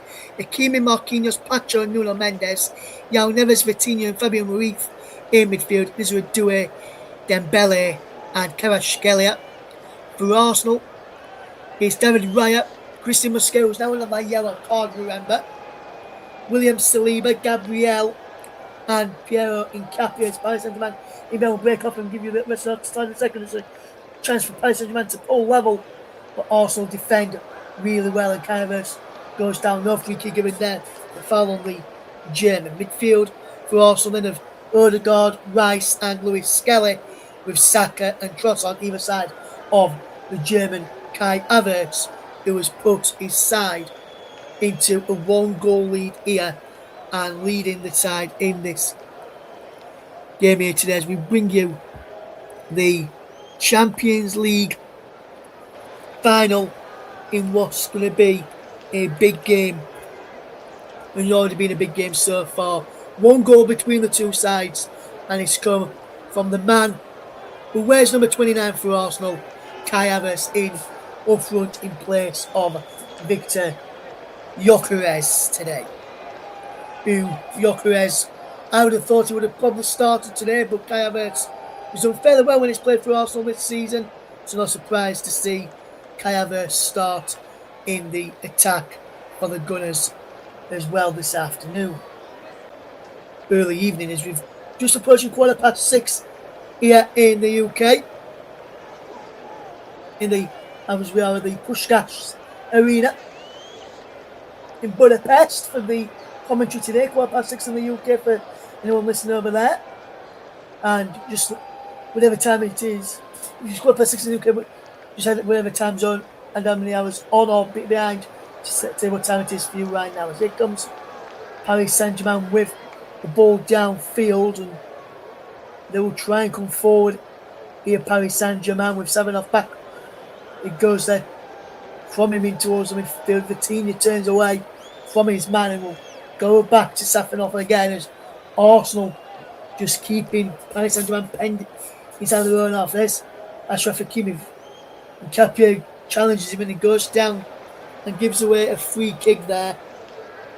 And it remains PSG 0, Arsenal 1. And some news just coming in, which me and Mike spoke back at the top of the show. Arne Slot, you may remember, left Liverpool. And I mentioned that Andoni Iraola is the front-runner to be the new Liverpool boss, and Liverpool will be holding talks with the former Bournemouth boss this weekend to try and finalise the deal for him to become the new Liverpool boss fairly quick. So that is a developing story from the Premier League. So Arne Slot out in Liverpool, and it looks like Andoni Iraola could be the man to come in at Anfield. Media radio jingles and games says, right, come on, you're going to set us up another good half for Arsenal after that fantastic first half performance. Big up to you, my friend. Hopefully you're enjoying our coverage today here on the commentary, as we'll bring you the match in full today to the conclusion, and we'll also bring you the trophy presentation, and then in between the game finishing and the trophy presentation, we'll have a break and we'll get the thoughts of Mike Harneman as well. And we may even bring Mike in on the second half if there's a water break in the second half or a drinks break, we bring him in to see how he thinks the second half has gone so far when we do have that water break. But so far, the game's in full flow as Paris Saint-Germain looking to come forward. But there is Gabriel to drop it all the way back to David Rail, sends it long downfield, up and over halfway. There's a challenge there. It's Leandro Trossard, who gives away a free kick. Foul on Fabian Ruiz. And Vitinha takes the free kick quickly instead. Here is Vitinha. And now, here they come. Paris Saint-Germain with Kvaratskhelia up against Mascara and Bukayo Saka. And the Arsenal duo come out on top, and the ball's out of play for Paris Saint-Germain throw. Back inside their own half now with the Chow across now to Dembele. What can Ousmane Dembele do down the right hand side? Goes into the penalty area for João Neves. The cross in there, cleared away. These are Duez in there, challenging his Bukayo Saka. And Arsenal can break now. Well, the referee has stopped the play, and Bukayo Saka maybe is being penalised in a yellow card for the Arsenal store-boy. And that's the second player to go into the referee's notebook. And it's another yellow card for an Arsenal man, Saka this time. And for me, I think Saka won the ball fairly. Let's have a look at this again. He wins the ball. He can't do that. He's won the ball and he's jumping over him. He's jumping over him. Where's he supposed to put his legs? For me, that is not a yellow card for Bukayo Saka. My oh my. This referee there has got that decision wrong, because that, in my opinion, some may disagree and that's fine. It's not a yellow card for Bukayo Saka, and it's not a free kick for Paris Saint-Germain. So if Paris Saint-Germain score from here, Arsenal can feel rightly aggrieved there. Because where's he supposed to do? He's won the ball and he's jumping over the man to run away with possession. And the man is sliding in.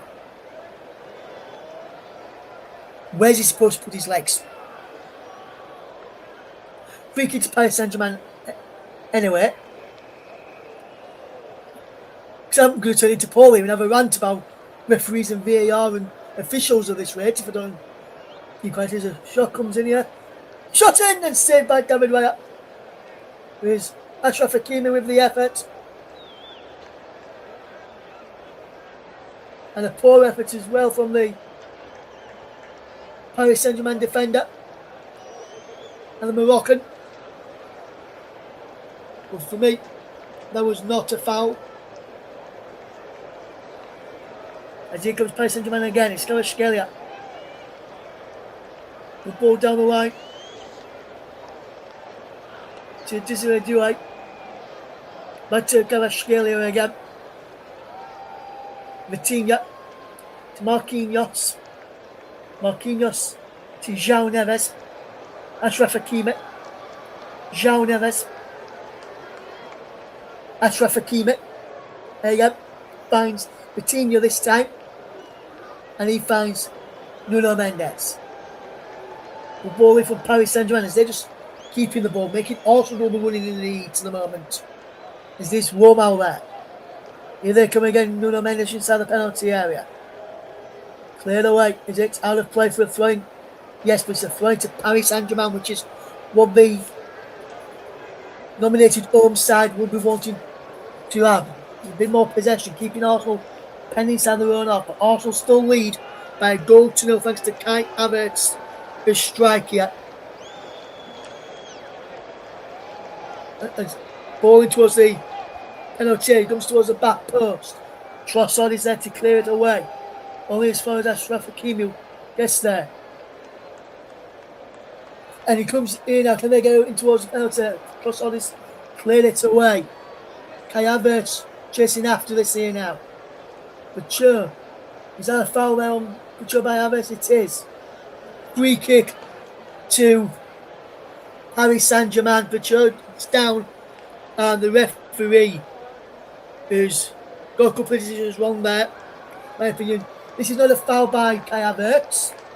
And also should have had a free kick for by Trossard. And he went a free kick in the first place. Achraf Hakimi saw his effort saved by David Raya quite comfortably.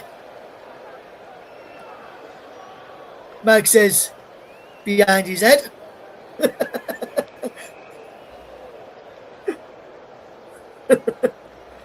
To that question when I said about where Saka's supposed to put his feet earlier. I just seen you comment there, Mike. It did make me laugh, my friend. The Super Mick Arteta knows exactly what Arsenal fans need to win this Champions League so far. Will it be that Havertz goal? Will that be enough to bring the trophy back to North London? Where Arsenal fans will be singing North London forever if they end up winning this one long into the night. And I know one man will be singing that tonight later on as well. Is Mike Harneman, and we've just seen a foul there by Nuno Mendes on Bukayo Saka. 58 and a half minutes played here. It's Paris Saint-Germain 0, Arsenal 1 in the Champions League. As we keep you locked into us here on the commentary of the only channel to hear commentary live, this passionate commentary covering your team here on commentary with dedicated commentators. I'm myself, Russ Vernon. We've got Mike Harneman, we've got Paul James, JB John Stuttard amongst others, Nicholas Jones as well.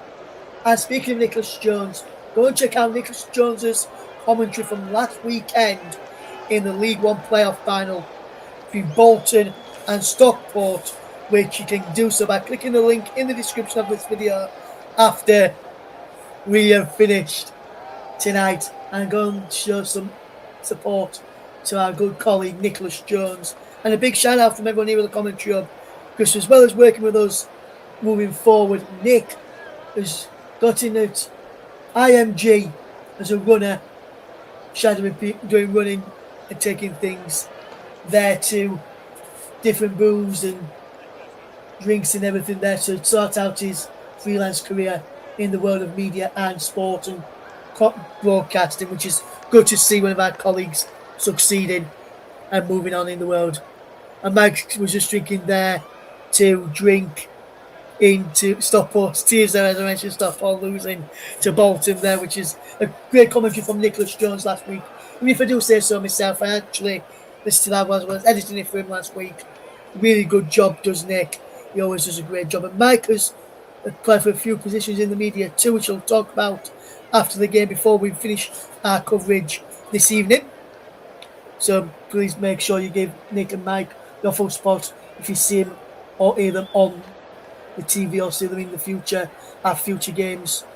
And no, this place here, the commentary is where you heard them from first. As the ball from Paris Saint-Germain is deflected behind by Mosquera for a corner kick, which is good to see people applying to try and get into the industry world that we all aspire to be in, broadcasting, commentary, and even presenting, producing, or even helping out behind the scenes with clubs as well. As Ashraf Hakimi now wins an header on the edge of the penalty from that corner, which was punched clear by David Raya.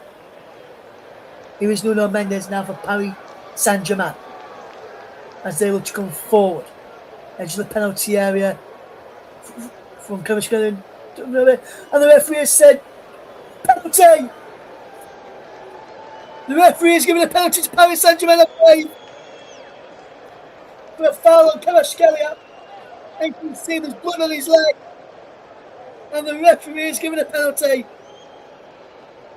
A foul layup on Kvaratskhelia, and Paris Saint-Germain have a way back into this final. Mosquera and the referee just having a word. Going Odegaard to go and a chat with Martin Odegaard. Let's just look at this again. Knee walk down his Musk. Who is it who's found him? It's Mosquera. He's on a yellow card.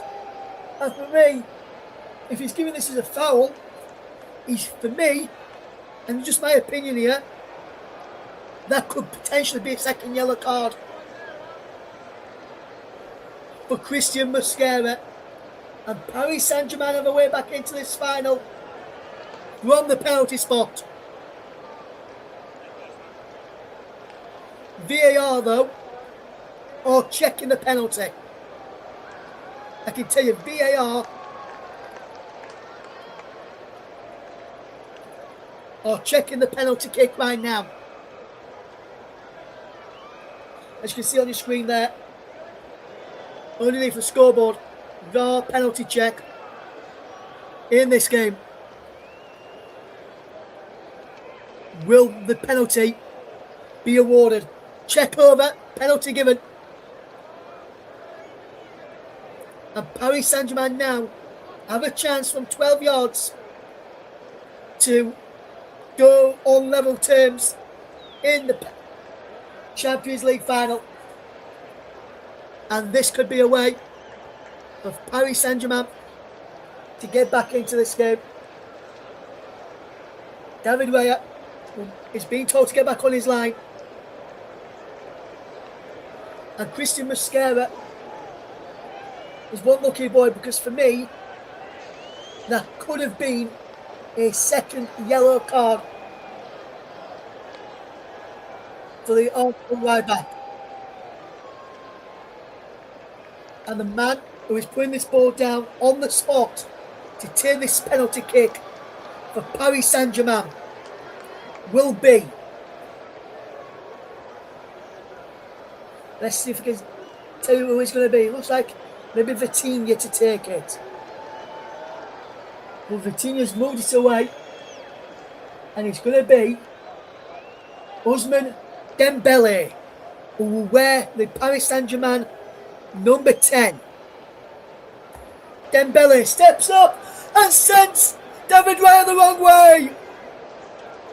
And we're level in the Champions League Final now. 65 minutes on the clock. And Dembele has level things. And Arsenal are pegged back to Ousmane Dembele.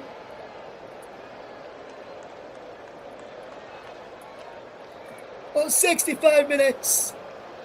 And it's 1-1 now in the Champions League. And as it stands right now, we will be heading for extra time unless Arsenal or Paris Saint-Germain can find a way back into this game and turn this game on its head again. 65 minutes on the clock, 20 minutes into the second half, and we're all square now. Paris Saint-Germain won, Arsenal won, and Arsenal now making a substitution, and Jurrien Timber is on now for Christian Mosquera. And for me, Mosquera should have been sent off for a second buckle. For that, for me, that's it. For me, some referees would have given him a second yellow there. For me, I think he should have been as Martin Odegaard will make way as well for Victor Gyökeres. So a double change there for the Gunners, which is Odegaard for Gyökeres and Jurrien Timber. Come on. For Christian Mosquera. And now Arsenal have it all to do as they will try and get their noses back in front in this game. And for me, I think Mosquera was the one lucky boy not to be seen a second yellow there. Excuse me, as we watch this game unfold. Can Victor Gyökeres turn this game around as Paris Saint-Germain win a free kick? Fouled by Miles Lewis Skelly. And it will be a free kick to Paris Saint-Germain, which Vitinha will take. Into João Neves. Vitinha again. Pacho. Now into Marquinhos. Ball sent long downfield. Headed away by Gabriel. Trossard. Havertz.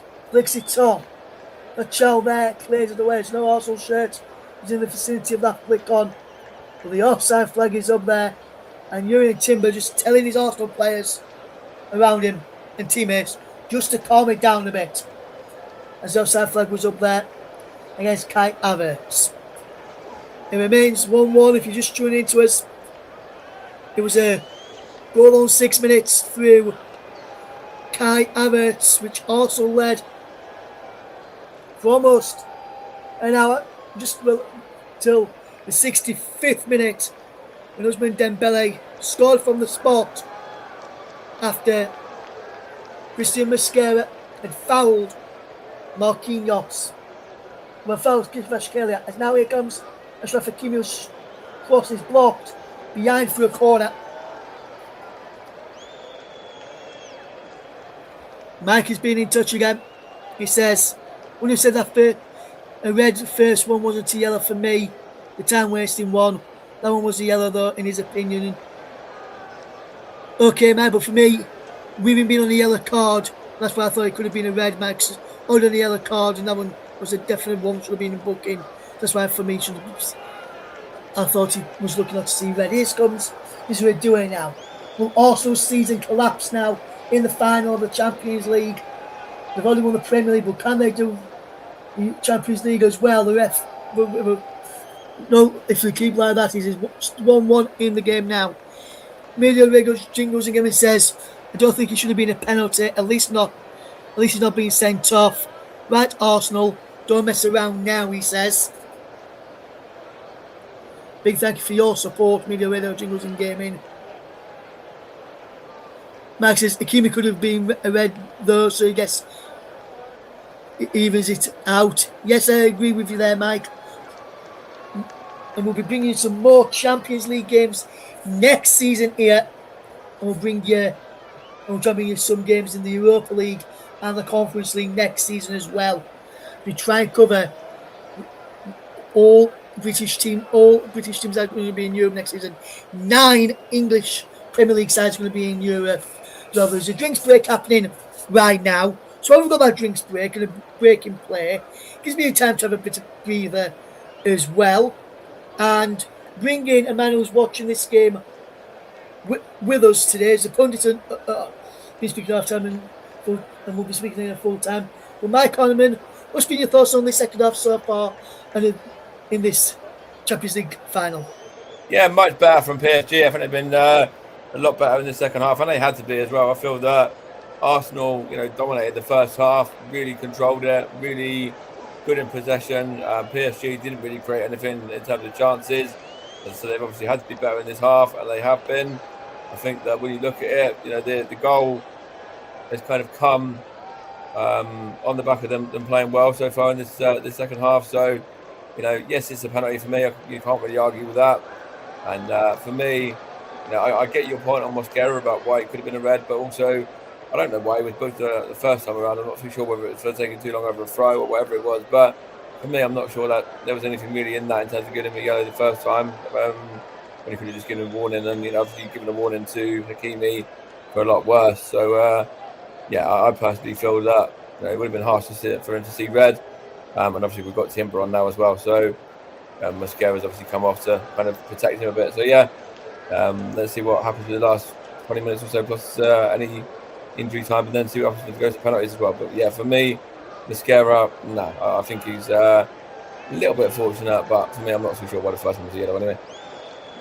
Thank you very much there, Mike Honeyman's thoughts there on the second half so far. Against thoughts on the full second half in between either the trophy presentation or the extra time period starting, as well as we bring you the game here, and we'll bring you the thoughts of any other people who are going to comment, who want to comment their thoughts. Leave it in the live chat and we'll get to them as and when. It is Usman Dembele's penalty now for Paris Saint-Germain.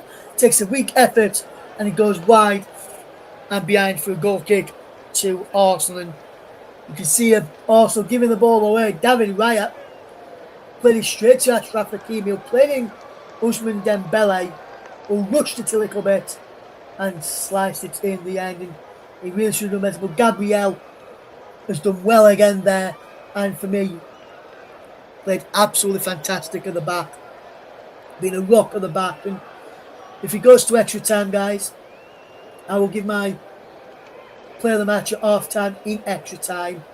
If he doesn't go to extra time, I'll give it as soon as the final whistle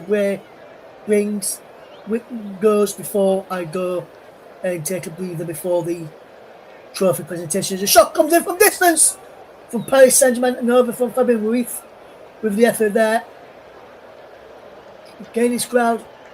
Hopefully does Vitinho actually with the effort. And his effort went eye wide. And also Ansel, and he's getting his crowd up, getting the crowd up for it, and his team up for it as well. Now they're sensing a bit of blood here now, Paris Saint-Germain. They're sensing they're on top here. They're sensing that they can go and get a second and go and win this in normal time, now taking it to extra time. Here comes Havertz, who flicks his chest after he don't flick on, and he gets there. Havertz plays through towards Bukayo Saka, but Saka is out there brilliantly to claim well, and remains Paris Saint-Germain 1, Arsenal 1. 73 minutes on the clock here. If you're just tuning into us here this afternoon, Russ Vernon ganning through the action as we watch Paris Saint-Germain take on Arsenal in the Champions League, as we bring you the Champions League final. We're not covering many Champions League games this season, but we'll try and cover more games next season where we can. My reckons also need to bring on Zubimendi or Enesio Martinelli in this one, but see if Super Mick Arteta will do that, or whether he'll not do that at all. We'll have to wait and see what Super Mick has got up his sleeve, but because he knows exactly what they need. As the Arsenal fans were chanting last week at Selhurst Park as they celebrated winning the Premier League title for the first time in 22 years. And Arsenal get their noses back in front in this game. Leandro Trossard will try and help them do that as he runs away with possession. He keeps holding the ball. As Miles Lewis Skelly now. Back into Trossard. And Trossard goes down. And he wins his side a free kick there, Leandro Trossard. A bit of playlist from Leandro Trossard as they will watch this game unfold in this game this evening. Russ Vernon, your man on the microphone today for this game between Paris Saint-Germain and Arsenal in the Champions League Final. My second Champions League commentary on the commentary hub, because normally we have one of my other colleagues doing the games, but others are unavailable this year, so I stepped into the breach to do it. So I knew that Mike, we've also been involved, and probably won't be able to contain his emotion during the commentary, especially after them winning the league last week. But it's always good to have Mike as part of our team on the punditry side of things, as the ball is cleared away and out of play for a throw into Arsenal, which Trossard will look to take quickly, will he? Yes, he does. Into Victor Gyökeres. Back to Trossard again. Gyökeres once more. Back to Trossard again. Trossard delivers a cross into the penalty area. Luis Skelly can't get there. Gabriel was up there too. Trossard once more. Nkapie now. Nkapie delivers a cross. Too deep. He breaks now for Jurrien Timber on the right hand side. Saka. What can Bukayo Saka do here now? Twists inside. Shot is blocked as he tries to have a shot from the edge of the penalty. It was a penalty cleared away by Pachau. And Rice swings it back. Saka on the edge of the penalty, loses out. Pachau can't get the ball away. And now Kvaratskhelia is away. He's away from Jurrien Timber on the left side. As he towards the penalty. Kvaratskhelia still going. Kvaratskhelia! Shot is deflected behind for a corner. And Paris Saint-Germain looked like he was going to go in the front from Kvaratskhelia there. Kvaratskhelia, Kvaratskhelia, brilliant run away there. Thank you for that, for your support, Kate. It really does mean a lot as we bring you this game today. I did a few as well in the Champions League this season. And previously we also beat Atletico 4-0, being one of the games Mike's covered in the Champions League previously. But not many Arsenal games in the Champions League is done on the channel, but we will do a few next season hopefully for us, and we'll also bring you, and all being well next season, providing things are okay and other commitments as well.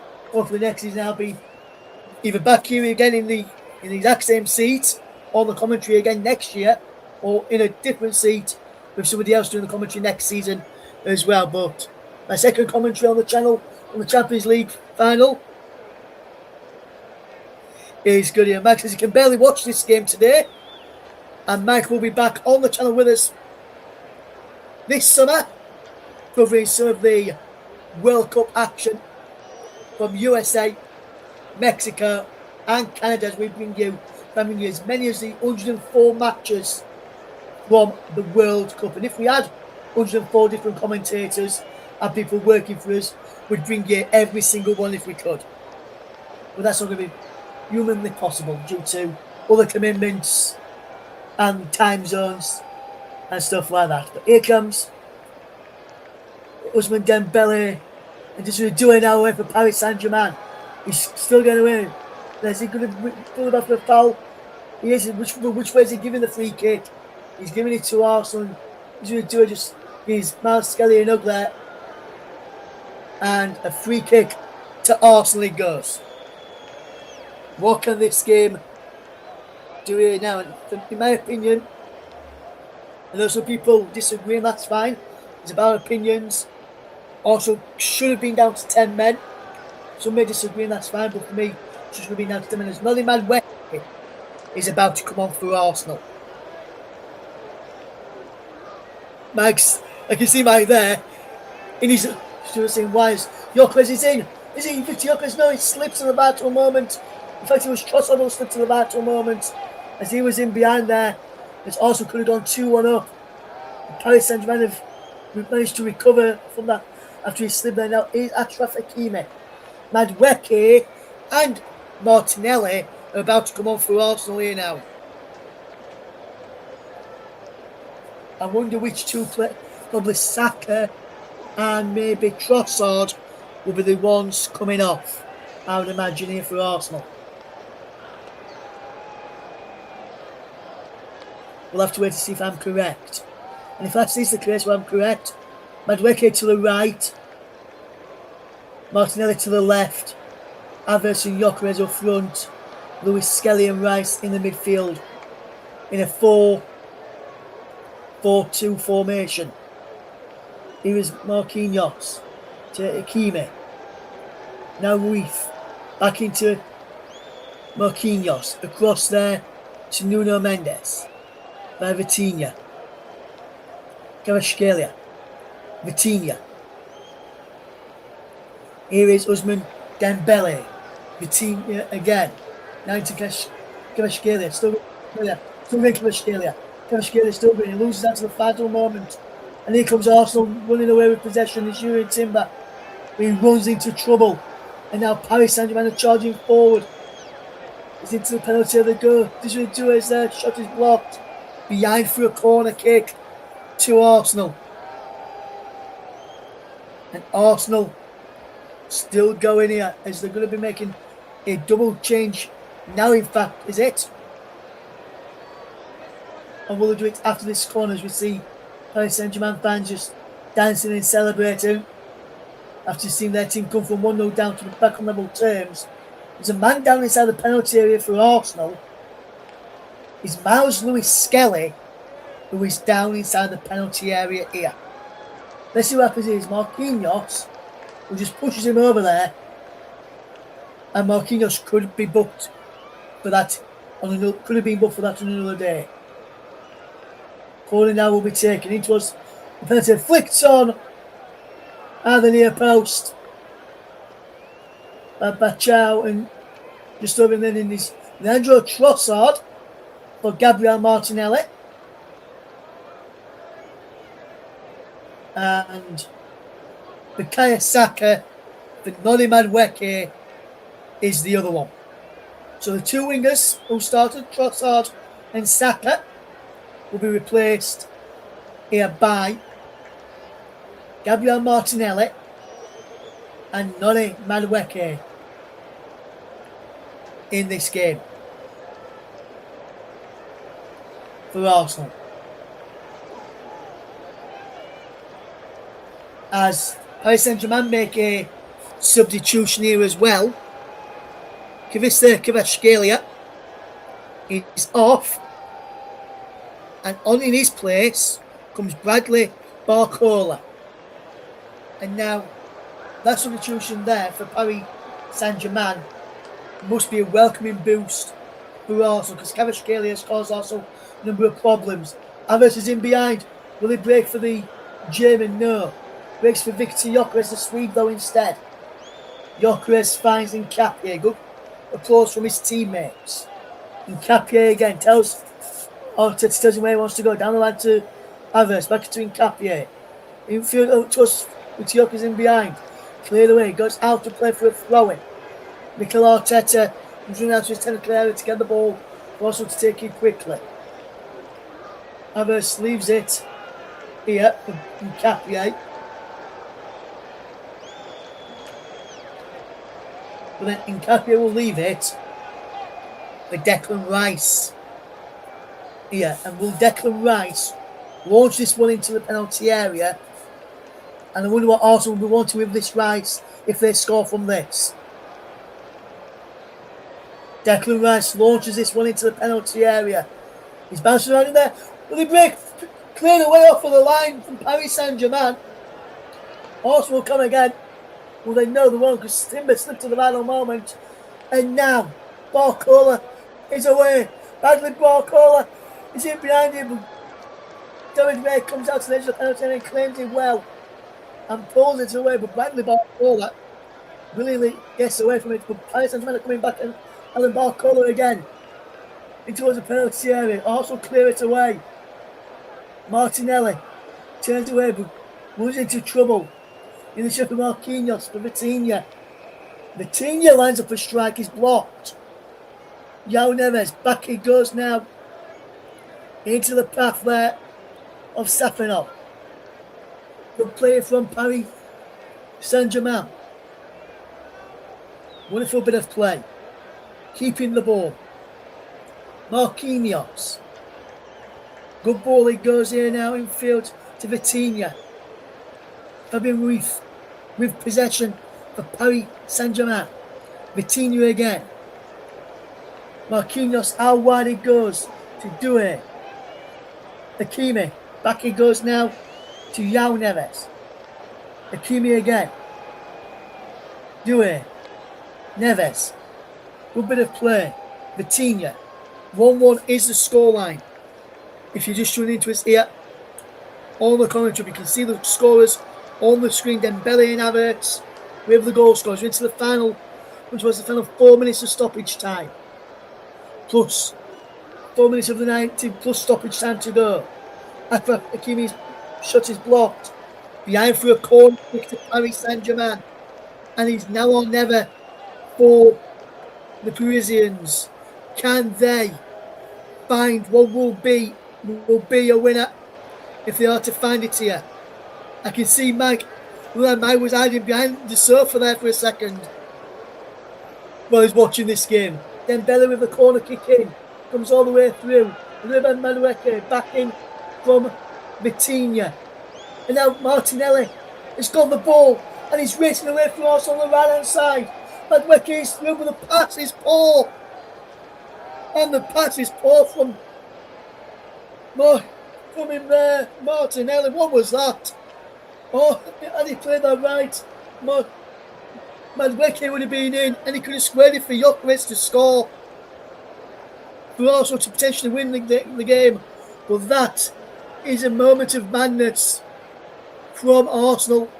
And one, in my opinion, which could, I'm not saying will, but could potentially cost Arsenal winning the Champions League now.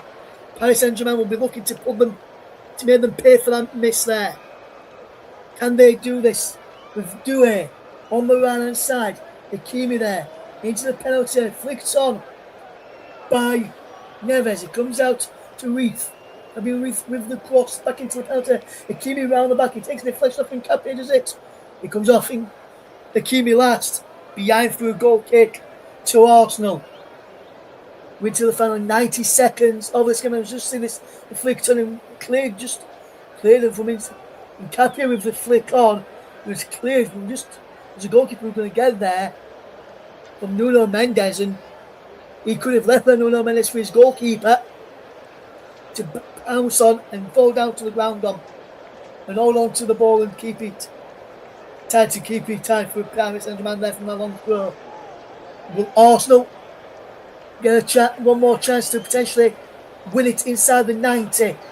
Or will Paris Saint-Germain get one last chance to win it inside the 90? He's either play for a throw and Capé takes it quickly. We're into the final almost into the final 90 seconds. Almost into the final 90 seconds of this game, plus stoppages. Will there be a winner in normal time, or will Mike's prediction earlier to me saying we'll go to extra time and extra time come to fruition in the end? I hope he won't, and I hope he won't. But let's see what happens here. Doué can come away with the ball for Paris Saint-Germain. He goes down in the shot and just over the top of the crossbar from Vitinha. And Vitinha with an effort over the top of the crossbar. How has David Ray got cramp? He has not done anything today. You cannot have cramp, David Ray. You've not done anything. This is what we do here. No penalty there. There's a shot coming from the team just over the top of the crossbar. And David Ray goes down with cramp. How has he got cramp there? He's play acting there for me.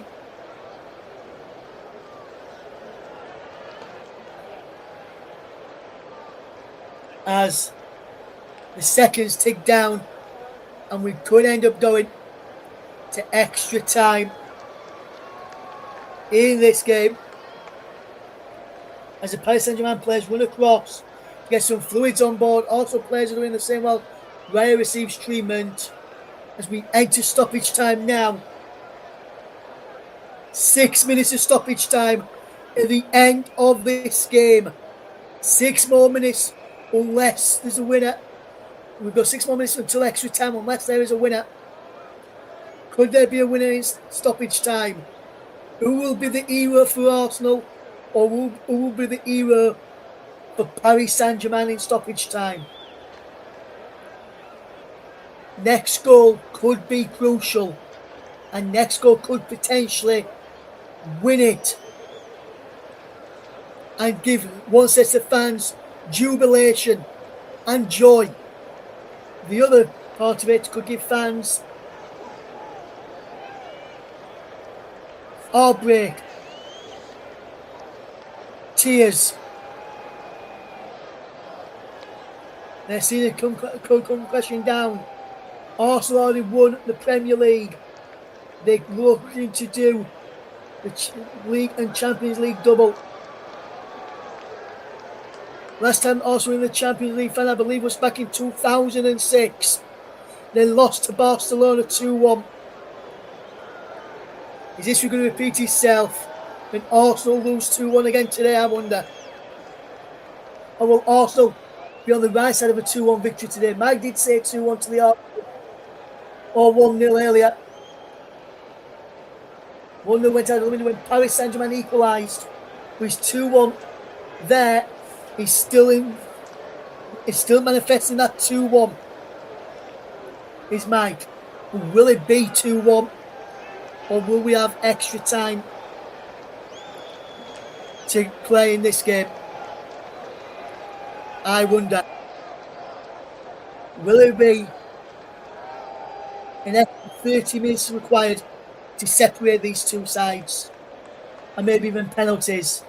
Or will there be one final hero for either one of these clubs? Arsenal, we're looking to see if they can get an hero. They need a hero. They're looking out for an hero till the end of the night. Gyökeres has been penalised for a foul. Free kick to Paris Saint-Germain. They're just going to take their time and send this ball long downfield, will they? They're just passing the ball around at the moment. Could it be now or never for the Peruvians? Can Paris Saint-Germain somehow find a way to win this game? Ramos is about to come on for them. Next time the ball goes out of play, he's going to do it by Achraf Hakimi. He's going to do it again to Hakimi. Now Ruiz. Ruiz beats Marquinhos. Now Vitinha. Marquinhos again.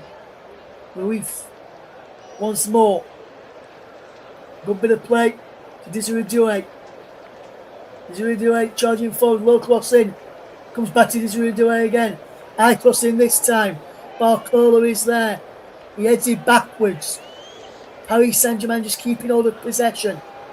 Making Arsenal do the running towards the end of this game. Martinez nicks the foot in.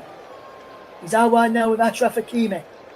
Infield to Ruiz, back to Hakimi again. João Neves. Marquinhos. Could there be one last hero for Paris Saint-Germain?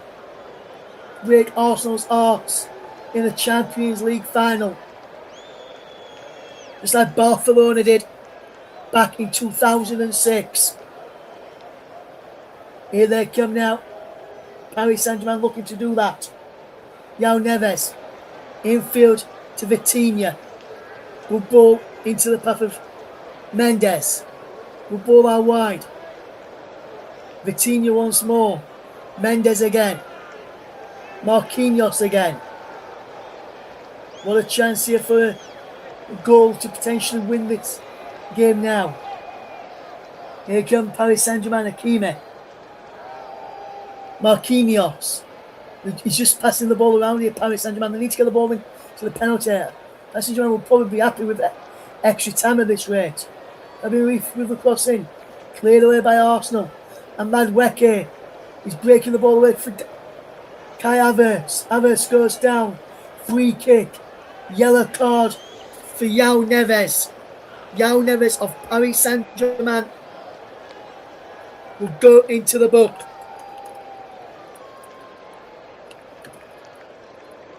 For a foul there on Kai Havertz. Late on here.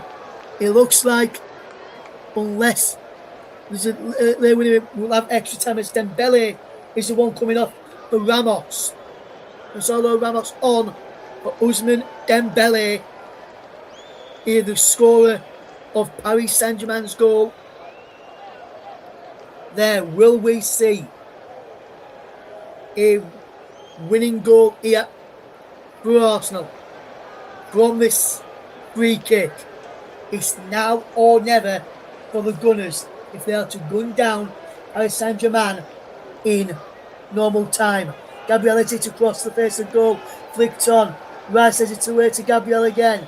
Gabriel, Martinelli, doing the cut into the penalty. Harris is in there, cleared away. Anyway, we'll do now for Arsenal inside the penalty. Paris Saint-Germain will Arsenal have one last chance to win it. Madueke, chance now or never. Timber, he's to get into the penalty area. Ball is inside the penalty area now. Gabriel was up there. Cleared away, Declan Rice, handball against Rice, but advantage is played. And now the ball call is breaking away for Paris Saint-Germain. And the ball call inside the penalty. Ball call into the side netting. And that could be that. And that could be extra time. That could be extra time. The referee is not blown yet. We're not going to extra time. Looks like it'll be. As soon as this goal kick is taken. In fact, the goal kick will not be taken. It's an extra 30 minutes to be played. 15 minutes each way. Extra time will follow here on the channel.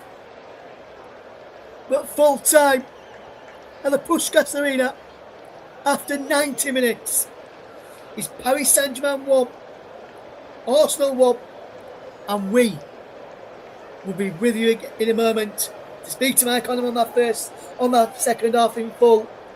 But we will be getting an extra 30 minutes, 50 minutes each way.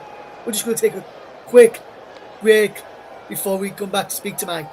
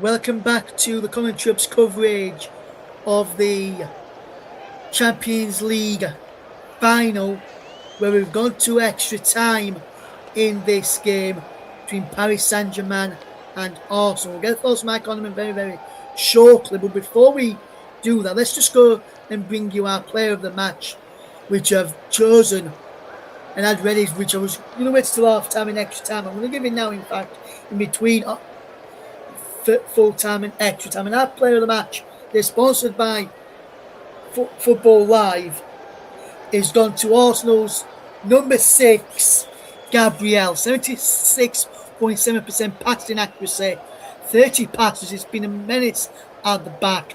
Gabriel Magalhaes, Arsenal's number 6, our player of the match today, as we see Mikel Arteta speaking to his troops in a circle around him as we wait extra time to get underway. But Gabriel is our player of the match today.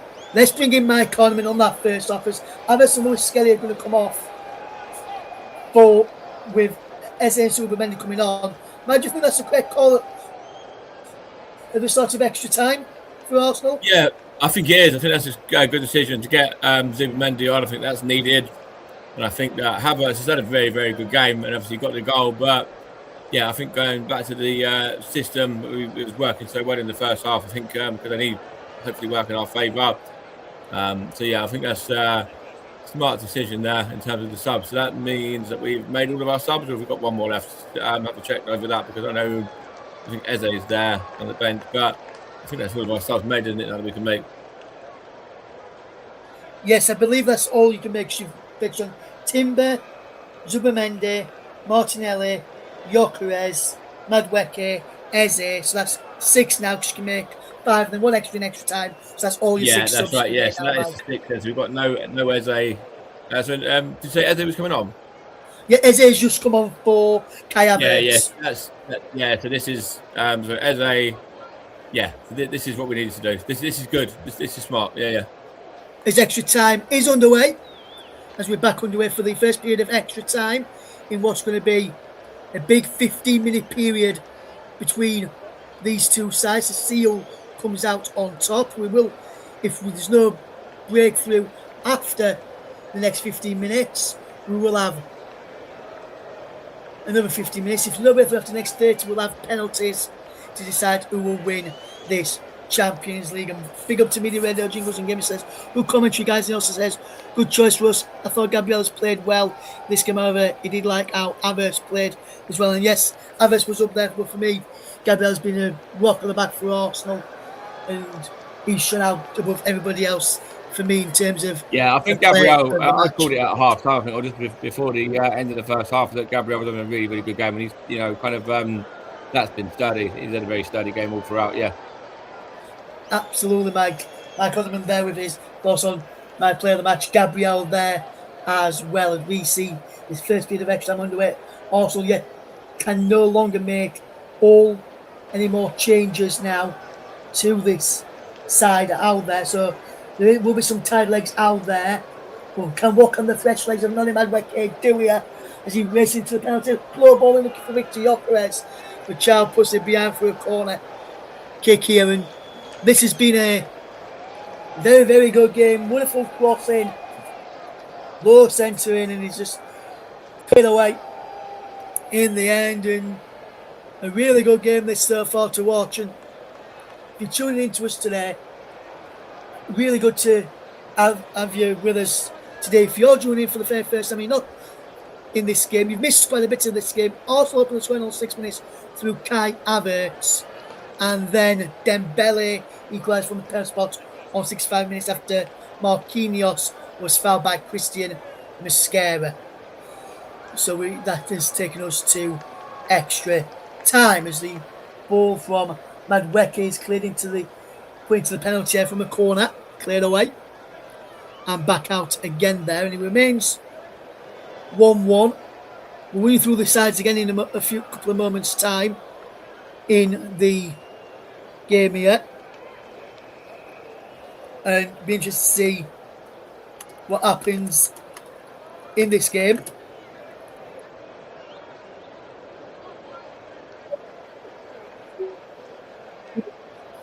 next 30 minutes of play, or whether we will get have to go to the dreaded P word. Everything set up for the dreaded P word there in a moment for our screens in case we go that way. I set up just in case, but I was hoping we wouldn't have to use it, but that's probably becoming a reality that we may have to use the penalty shootout graphic for this game today, as we will watch you unfold as ball is sent along by Safanov. We'll just remind you of the two sides in a second. We'll start off with Paris Saint-Germain as the ball's going straight out of play. It's Safanov in goal now. Mendes, Pacho, Marquinhos and Hakimi. Ruth, Vitinha, Neves, Barcola, Ramos and Doué. For Arsenal, this is how the Gunners line up now. David Raya remains between the sticks. Nkapie, Gabriel, Saliba and Timber across the back. Zubimendi and Declan Rice midfield. Trossard, Martinelli, Madueke, Jan Jokkers. And here's Madueke now to Yuri Timber. And there's a man down. Now Neves is down. And a free kick has been given to Paris Saint-Germain. Timber keeping the ball. Daniel Siebert not happy there, the referee. And just remind if you're just joining us now as well, that the referee today is Daniel Siebert from Germany. He's the man in the middle for this game today, Daniel Siebert. As Warren Zaire-Emery will make his entrance onto the field of play. And he will replace Fabian Ruiz. And I believe that is Paris Saint-Germain's sixth and final change. That's their third change of the game. So it'll be interesting to see. And the ball is out of play for a throw to Arsenal. Yuri Timber will take the throw in this game, as there is Luis Enrique barking out some instructions. And he's now back here with Saliba to Raya. Raya sends it to the right hand side, Arsenal's left hand side, and we couldn't find a teammate there. Tried to pick out Piero and Nkapie, but the Arsenal man was poor in picking out his teammate there, and it remains 1-1 if you're just tuning into us. Russ Vernon guiding you through the action this evening. If you're tuning in for the first time today, thank you very much for doing so. We really do appreciate the time and effort. As here comes Paris Saint-Germain. Zaire-Emery loses out to Declan Rice. He finds Eze. Tries Timber, who can't get there. And Nuno Mendes finds Zaire-Emery. Zaire-Emery clears it off of Madueke. Breaks for Yuri and Timber though. Declan Rice, Madueke, Timber. Gyökeres loses out. And then fouls his man. You see the referee says yes. We foul João Neves. João Neves is only quicker, but the referee wants him to take it from the correct position, so he's altered that play. And so far, Arsenal have looked at this game and was like, see how this game unfolds. As the ball is now back with David Raya. He sends the ball long downfield. If it's your first time here today and you've just stumbled across us thinking, I see someone doing some commentary. I wonder, let's have a listen to this. And you're liking what you're hearing right now. You can see it on the screen if you are visual. But if you're visually impaired, please hit the subscribe button, or there's one to the subscribe button for you. Hit the notification bell and you'll get notified every time we go live. Next time offering will maybe a preview for this summer's World Cup, as Victor Gyökeres is the latest man to go into the referee's notebook in terms of a yellow card. There, the big Swede goes into the book, as you can see on your screens there. Victor Gyökeres yellow card, and remains 1-1 in the game here today. If you're tuning for the very first time today, thank you very much for doing so. Russ Vernon will guide you through to the conclusion of this game, and we'll also guide you through to the trophy presentation at the end. Really do appreciate you all tuning in this afternoon.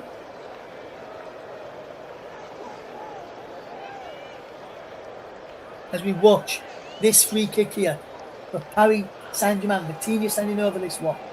Leaves the ball into the penalty area, around the back end of the way by Saliba. Bacho's cross is blocked. Behind through a corner off of Zubimendi. What can Paris Saint-Germain do here now?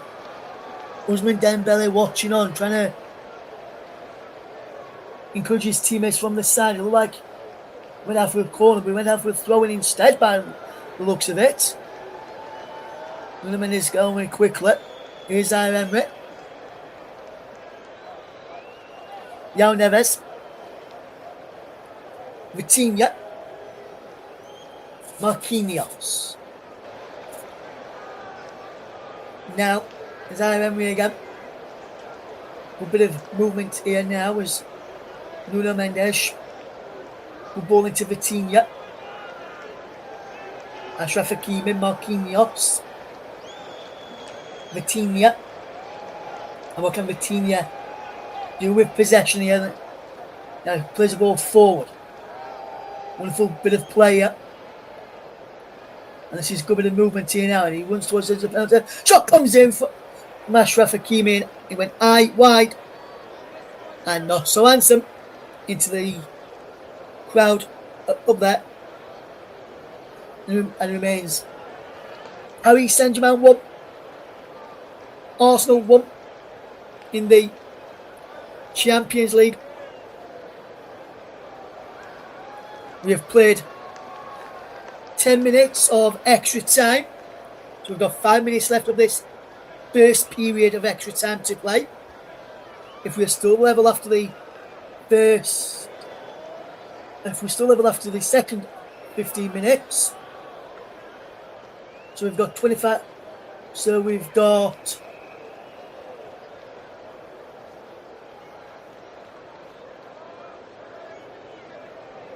20 minutes left, or just under 20 minutes left. If we're still level after that, we will end up going to a penalty shootout. And I must say, if we do go to a penalty shootout, it will be my first ever penalty shootout that I've commentated on here on the commentary hub. So we'll have to see what happens here. Madueke racing to the penalty for Arsenal. Madueke goes down, referee says no penalty.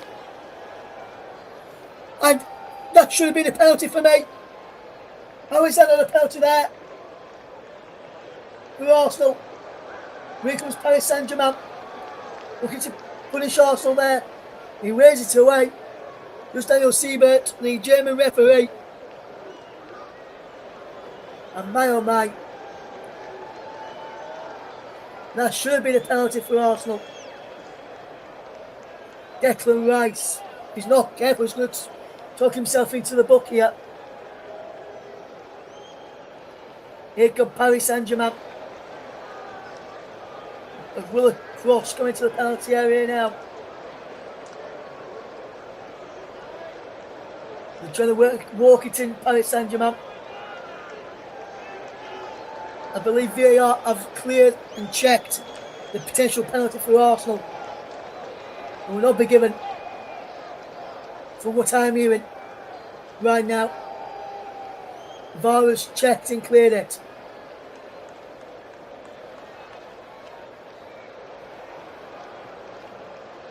Declan Rice shouting towards the referee, Daniel Siebert. Sergio Gabriel and Declan Rice has talked himself into the referee's no book here.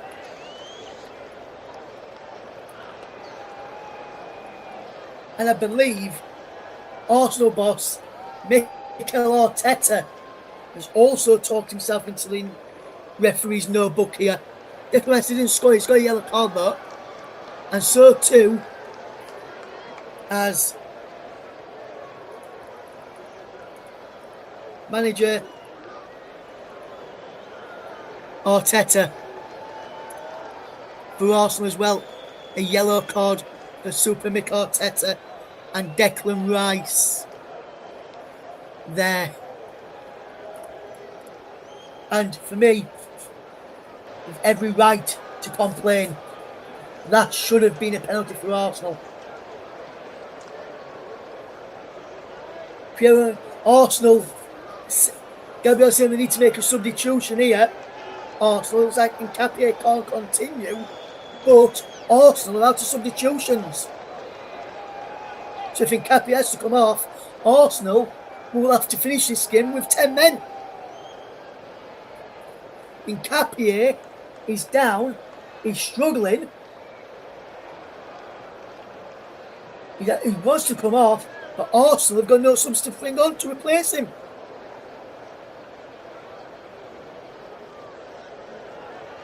This stage just going from bad to worse for Arsenal and Mikel Arteta. He's staying out there at the moment is Pedro Nketiah. If I were Paris Saint-Germain, I'd target his side because he can't actually go down that side. He's had to ask Gabriel Martinez to come across and help him. At this rate, for me, what I would do, I'd push him up front to cause him a nuisance and move someone back to play on the left side. There's going to be another sub for Paris Saint-Germain here. And coming on for Paris Saint-Germain will be number 4, Lucas Beraldo. Is about to come on for Paris Saint-Germain. It looks like. Next time we get a stoppage in play, we're into first half stoppage time of extra time, and I can tell you there is a minimum of 2 added minutes at the end of this first period of extra time. And Arsenal may have to take Nketiah off at half time, and if that is the case, may have to for this entire following the next 15 minutes with 10 men due to all 6 substitutions made because they fetched on Timber, fetched on Zubamendi, fetched on Martinelli, fetched on Victor Gyökeres, fetched on Noni Madueke, and fetched on Eberechi Eze. So it looks as though Arsenal may have to finish this game with 10 men who are due to an injury rather than a red card.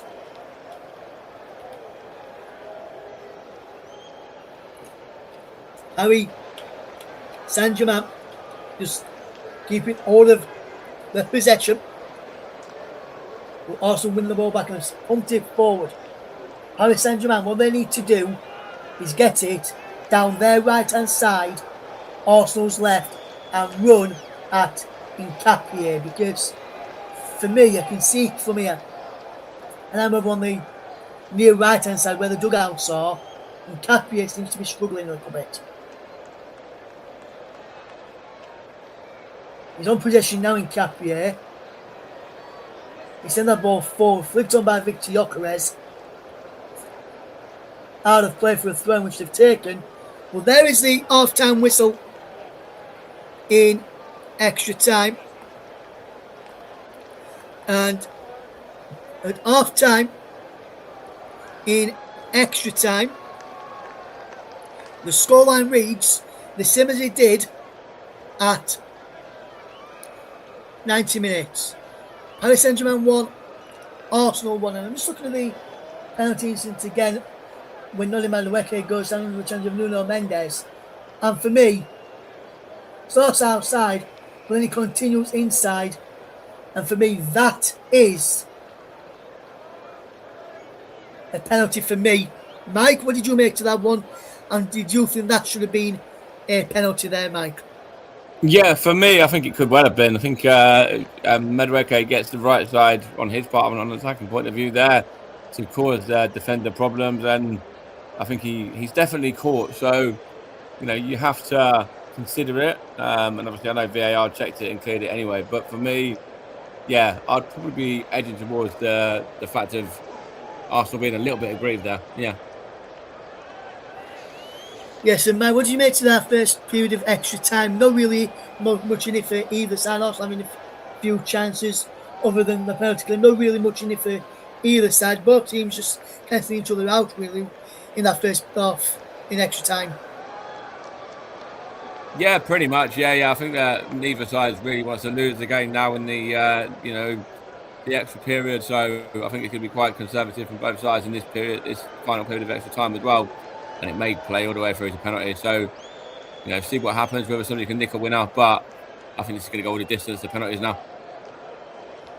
Yes, and I can see then Martin Odegaard, the club captain, rallying around the players out on that field of play who are still out there, telling them what to do, along with Mikel Arteta. And that's what you need from your club captain. Even if you're not off of the pitch, you need to be down there, in and around in between halves of extra time and rallying around them and making sure the players get down there. This is where you need your big leaders now. This is where you need your Odegaard, your Declan Rice. This is where these guys have to come through for Arsenal. Gabriel as well, people like that really got to come through and, hopefully guide the likes of Hincapié, who's got a bit of a knock through the final 15 minutes here.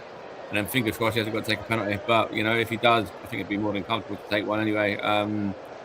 But yeah, I just feel that that's where PSG have got to really target now, as you said. Yes, and dual substitution for Paris Saint-Germain. Marquinhos, the club captain, or the captain for today, has come off along with Vitinha, to be replaced by Lucas Beraldo and Ilya Zabrani. Zabrani has come on as well as Beraldo to replace Marquinhos and Vitinha as the second half of extra time will be about to get underway any second now, and we will be giving you the conclusion of this game. Whether he goes to penalty or not, we'll be staying with you till then. But what a game we have witnessed today. Still level after 105 minutes. Will the next 50 minutes see who comes out on top? As Paris Saint-Germain are about to get this game back underway, they'll be taking the goal away to my right-hand side in the first half. Paris Saint-Germain are about to get this game off and underway for the second period of extra time, and for the final time for actual match minutes. The game is back underway in this game, and we are back underway for the second period of extra time in general, as well as we bring you this game in full today, as we look to give you the match tonight. Who will come out on top, and will we go the distance to penalties? I believe right now we may be needing that penalties tab a little bit later on this evening. But who will come out on top in the end of 90 minutes? Will we see the winner in 90 minutes, in 120 minutes, should I say, in these next 15, or will we go to penalties? I wonder. As we get ready, as we are underway, as Paris Saint-Germain have possession of the ball, whipped into the penalty, headed towards a cross goal, and headed, pushed away, clear chance. Young Nevers was in there. Arsenal can clear. Either play for a throw into the gunners now. David Ray with a wonderful stop. It was into the penalty area, headed back across goal, and he punches the save away in the end. And you've got to say that Arsenal are very, very good here as we watch this game unfold. Who will come out on top here? What a game of football we have witnessed today. Been a good game so far. Paris Saint-Germain with a chance to win it in 120 minutes, so the show was blood there. Comes out now to Zabrani. Now into the path of Achraf Hakimi. Zaire Emery. He's got possession now. Achraf Hakimi with the crossing deflected into the arms there of David Raya. And it remains Paris Saint-Germain 1, Arsenal 1. Who will come out on top in this game tonight? As it stands, we're still yet to find out. Will the next few minutes tell us? Or will we go the distance to penalties? Here is Gabriel. Back to David Raya. Cleared away. Right-footed. Clicked on by Declan Rice. Now he breaks for Jurien Timber. Wonderful turn from Timber. He gets the ball out wide to Noni Madueke. Against Doué. Goes down to Madueke. Free kick to Arsenal. He gets the Arsenal crowd on their side. Chanting again. They went a little bit quiet to the Arsenal fans. It was just mainly the Paris Saint-Germain fans you could hear a few moments ago. But the Arsenal fans have now woken up again. Foul by Doué on Noni Madueke. Declan Rice to send this set piece in. Can Arsenal find a way through here to potentially win this game today? I wonder. Declan Rice standing over this set piece. He's whipped into the penalty area, punch clear. Only is by Safanov to Hakimi, who's just all over the play. Hakimi's got the armband now for Paris Saint-Germain with Marquinhos going off. Declan Rice has taken over the Arsenal captaincy, but Odegaard and Saka being withdrawn. Zaire Emery running forward. One Zaire Emery charging forward, he's lost out. And then Caprio sends it long downfield. Victor Gyökeres is chasing. Zabani gets it back to Safanov, who gets it away. Arteta telling him where his plays where to go as João Neves charges over halfway. João Neves gets it out wide to Achraf Hakimi. Excuse me. João Neves again. Here they come again now. Here is Paris Saint-Germain in possession. Can they get a late winner here and break Arsenal's hearts in extra time? Ball is across here to Zabrani. Gets it out wide into the path of Achraf Hakimi. Good ball infield. It goes here. Hakimi again. And Arsenal fans, I'm hoping, and Paris Saint-Germain fans, I'm hoping for your sakes, we don't have penalties, because penalties is an awful way to lose any cup competition, whether it's whatever round it's in. Will we have to go that way? The team Neves will try and change that. Has he gone behind? The referee says yes. It will be a corner kick to Paris Saint-Germain. Come off Martin Zubimendi. Paris Saint-Germain. One chance here now to potentially win it for them in this game.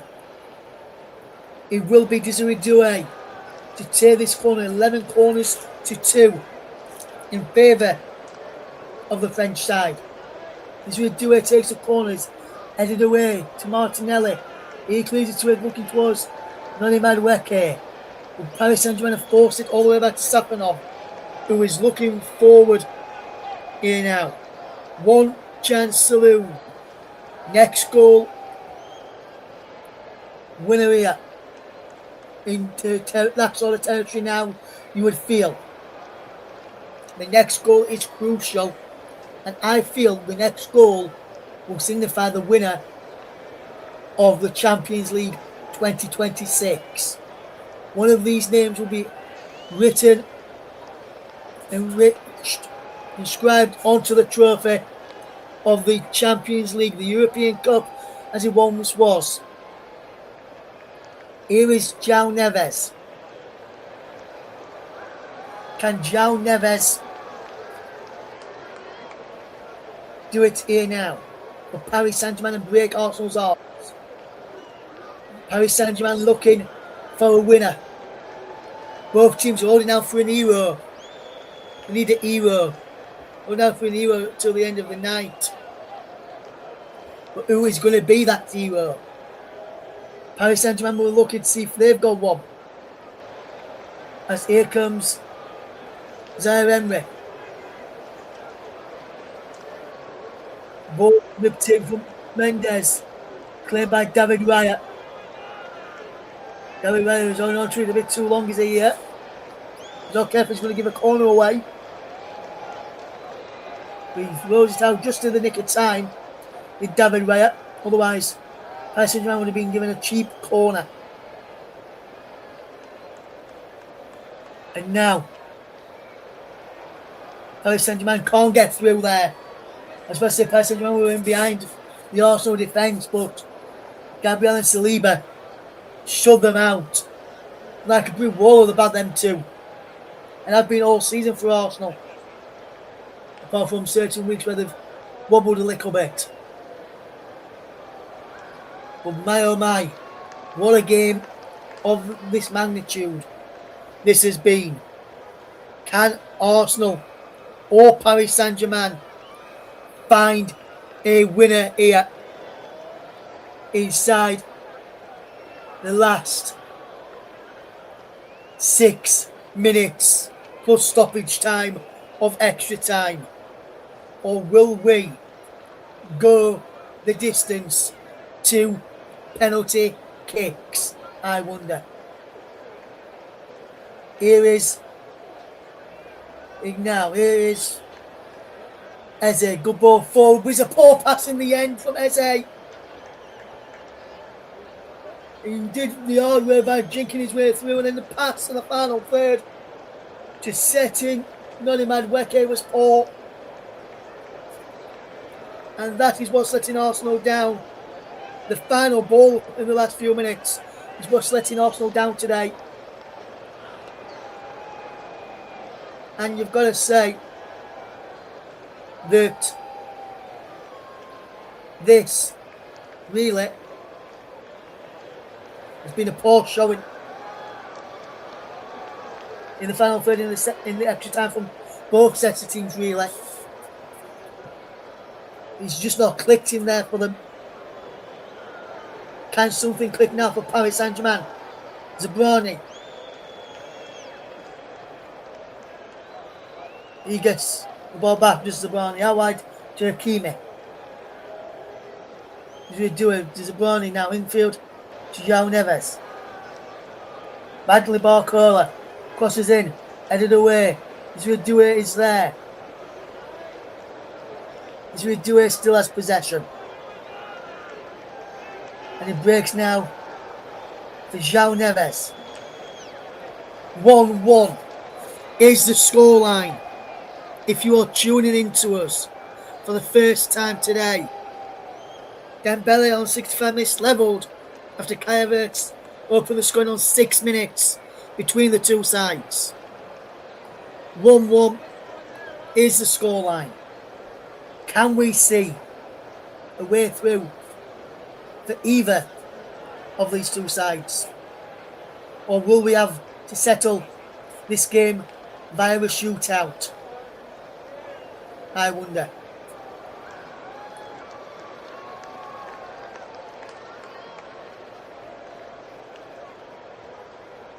What can Paris Saint-Germain do with possession as they look to seal this game in extra time instead of taking the penalties? João Neves says in behind as Nkapie slipped. Neves pulls the ball back. Shot from this away. He's blocked and saved by David Raya on the goal line.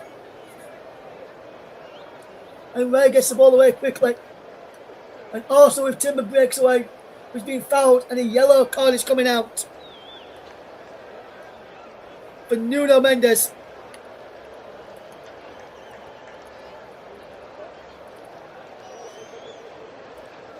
For Paris Saint-Germain.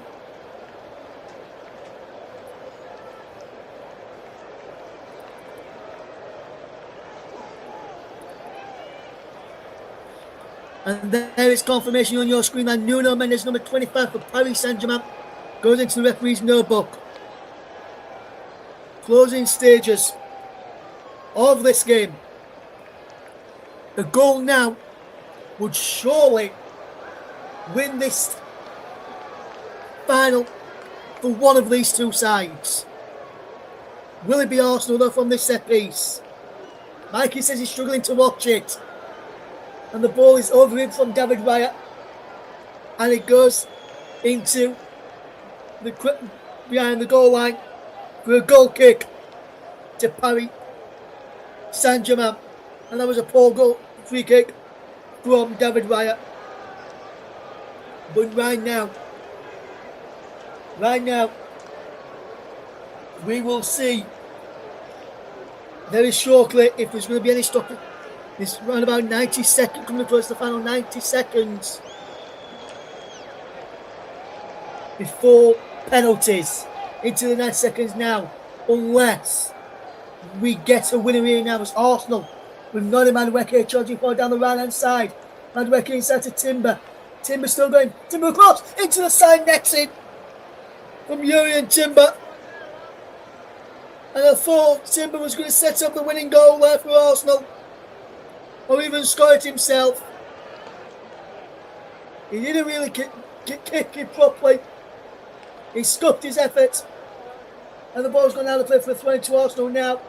To a long ball downfield from Paris Saint-Germain. And will we settle this game by a penalty shootout? I think we will right now.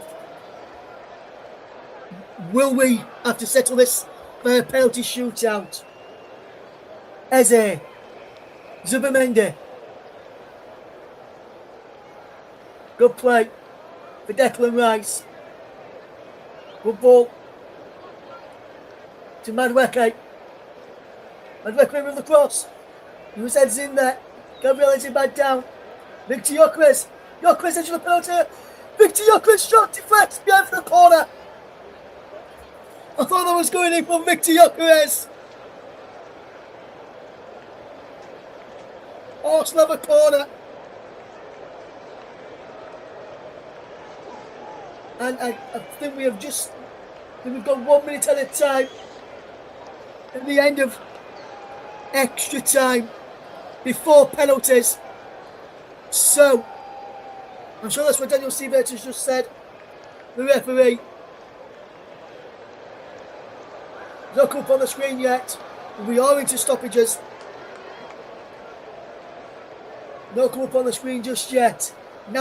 It's now all penalties. All penalties will be beckoning. Corner for Arsenal. Last chance saloon. Madueke with the corner. Lifted up into the air. Punched away. Zubimendi was in there. He breaks down for Declan Rice. Back in, and it was goal. It will be for Arsenal. It's a penalty. He won't. But behind, it will be another corner. Will it? There's the goal kick.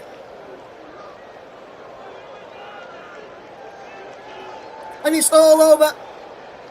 Inside 120 minutes. We cannot find a winner.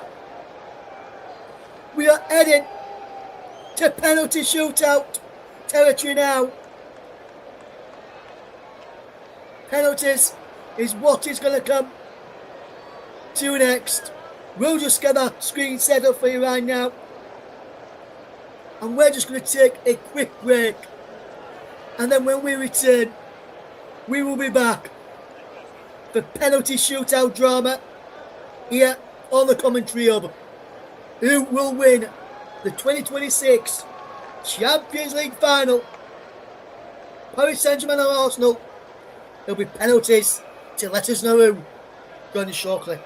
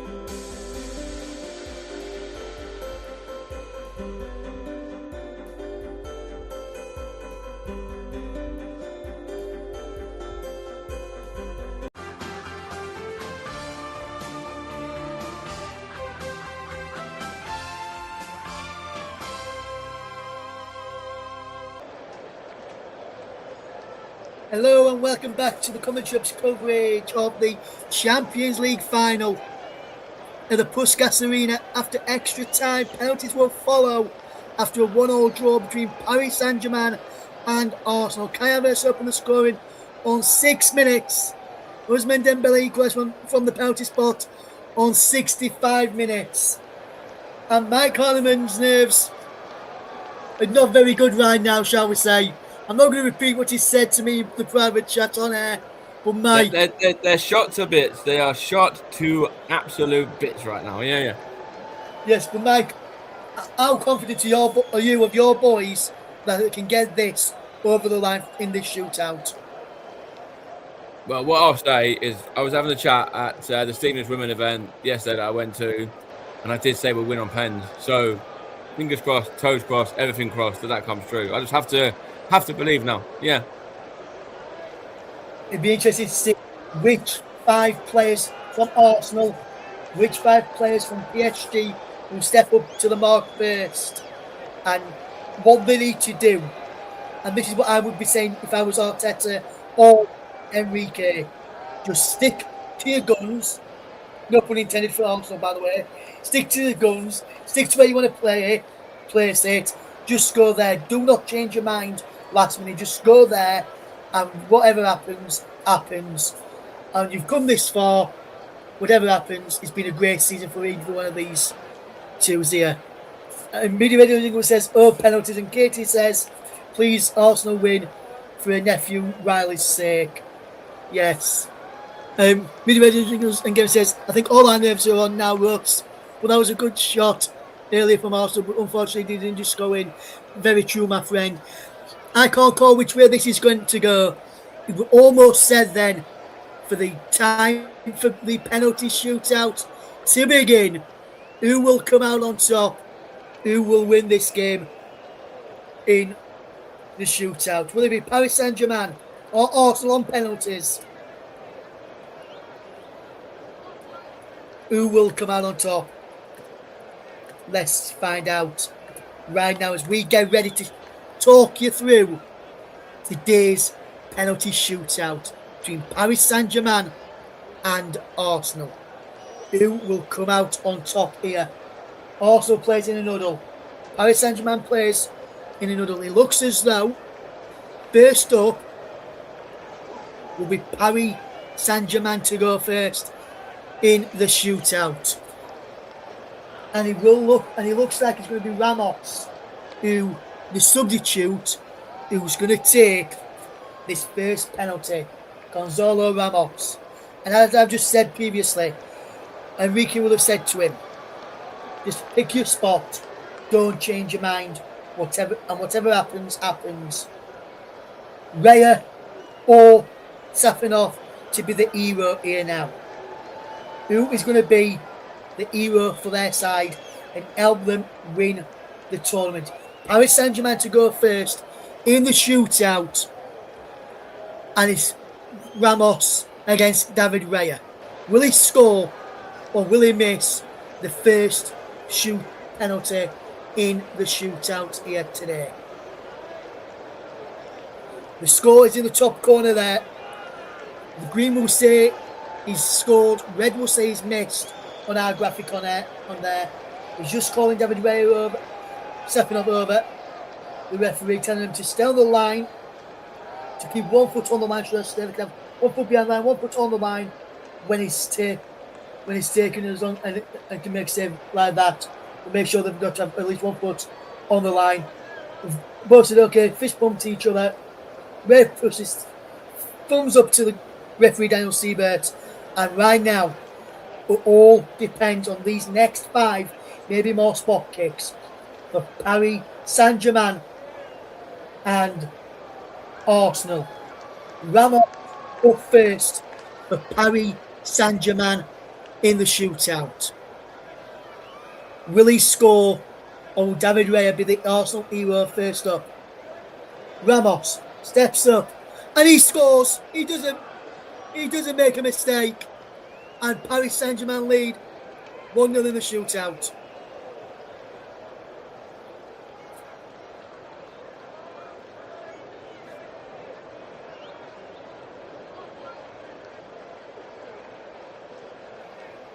Who will step up now first for the Gunners?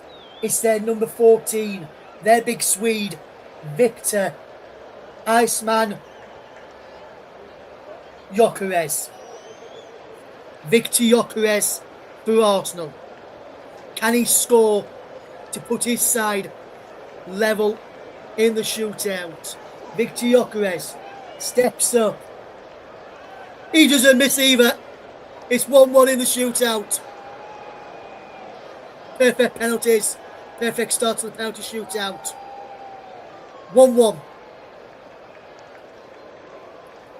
What a game it has been. It was 1-1 in the 120 minutes. It's now 1-1 in the shootout. He's not going to finish 1-1. One team's not going to win 2-1, are they, in the shootout? So I won't be able to cope with that if everybody else missed now. Up next for Paris Saint-Germain is Desiree Doué, number 14. Desiree Doué for Paris Saint-Germain. Can he put Paris Saint-Germain 2-1 up in the shootout, or will David Raya, the Arsenal hero here right now? Desiree Doué, he steps up and he makes no mistake either. It is 2-up to Paris Saint-Germain in the shootout. No mistake. 3 penalties. We've had 3 penalties have been scored.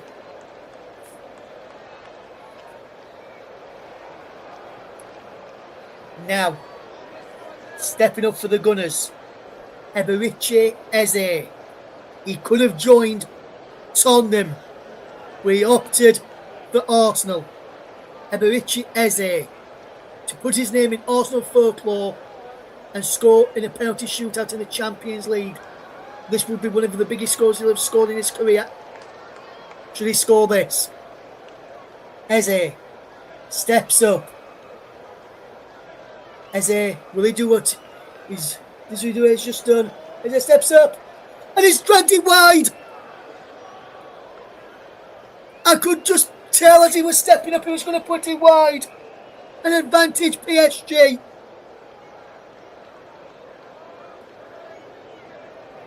Advantage Paris Saint-Germain.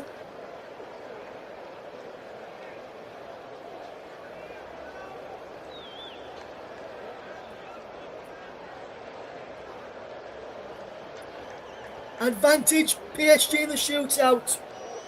And now, stepping up for Paris Saint-Germain, left back Nuno Mendes.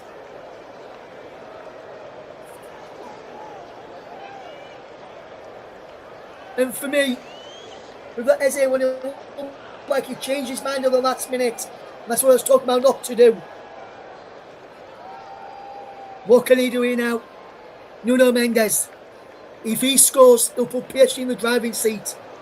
But David Raya saved it! Is it safe for David Raya? And Arsenal have a lifeline. David Raya with a big save. And now it is down to this Arsenal kick here. If they score this, then that's back on level terms. What a save for David Raya. And what a save for Arsenal. You can see what it means to Kepa and the Arsenal coaching team there on the side of the pitch. Next up, now the armband is on his shoulders. He won the Conference League a couple of years ago before he moved to Arsenal with his boyhood club West Ham United. Declan Rice. Decker's Tekkers is what the England fans call him. Can Declan Rice for Arsenal level terms in the shootout? Declan Rice steps up for Arsenal. Scores for Arsenal. 2-2. And Declan Rice doesn't miss. He always scores. He always scores, does Declan Rice. He never misses from the spot for Arsenal. And he never misses when he strikes them off in the shootout from England either. He's always spot on. And he was there as well.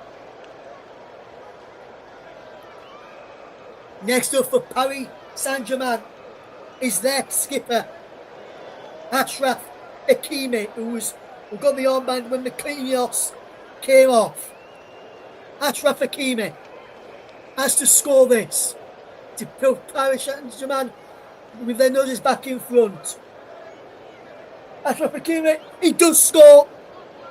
3-2, Paris Saint-Germain.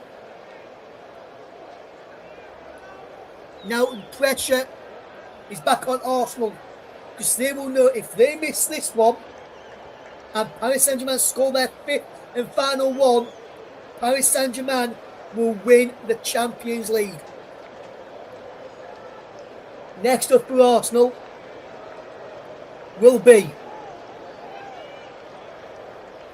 just trying to see, we've just seen shots of Paris Saint-Germain players, well, and some of the fans celebrating that penalty.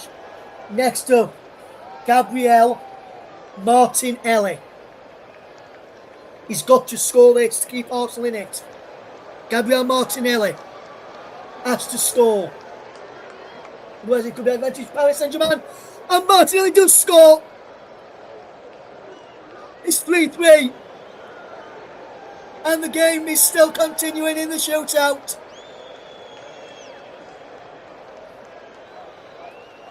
Now, if Paris Saint-Germain miss this penalty, and then Arsenal were to score the next one, Arsenal would go through. I should say would win this competition. The Odegaard is celebrating on the sidelines. Next up for Paris Saint-Germain is the substitute Beraldo. I don't think he's had a kick of the ball since he's been on the field when he came on at the start of extra time. Beraldo steps up, he scores into the bottom corner. And it's 4-3 to Paris Saint-Germain. Pressure now on this next kick for Arsenal. Because they know if this guy stepping up misses, Paris Saint-Germain will be the champions of Europe. The man it falls on the shoulders of to score and keep Arsenal's chances progressing is the number 6, Gabriel Magalhaes. And Gabriel has to score here, or Arsenal will be runners-up in the Champions League. Arsene Wenger watching on this to Luis Figo.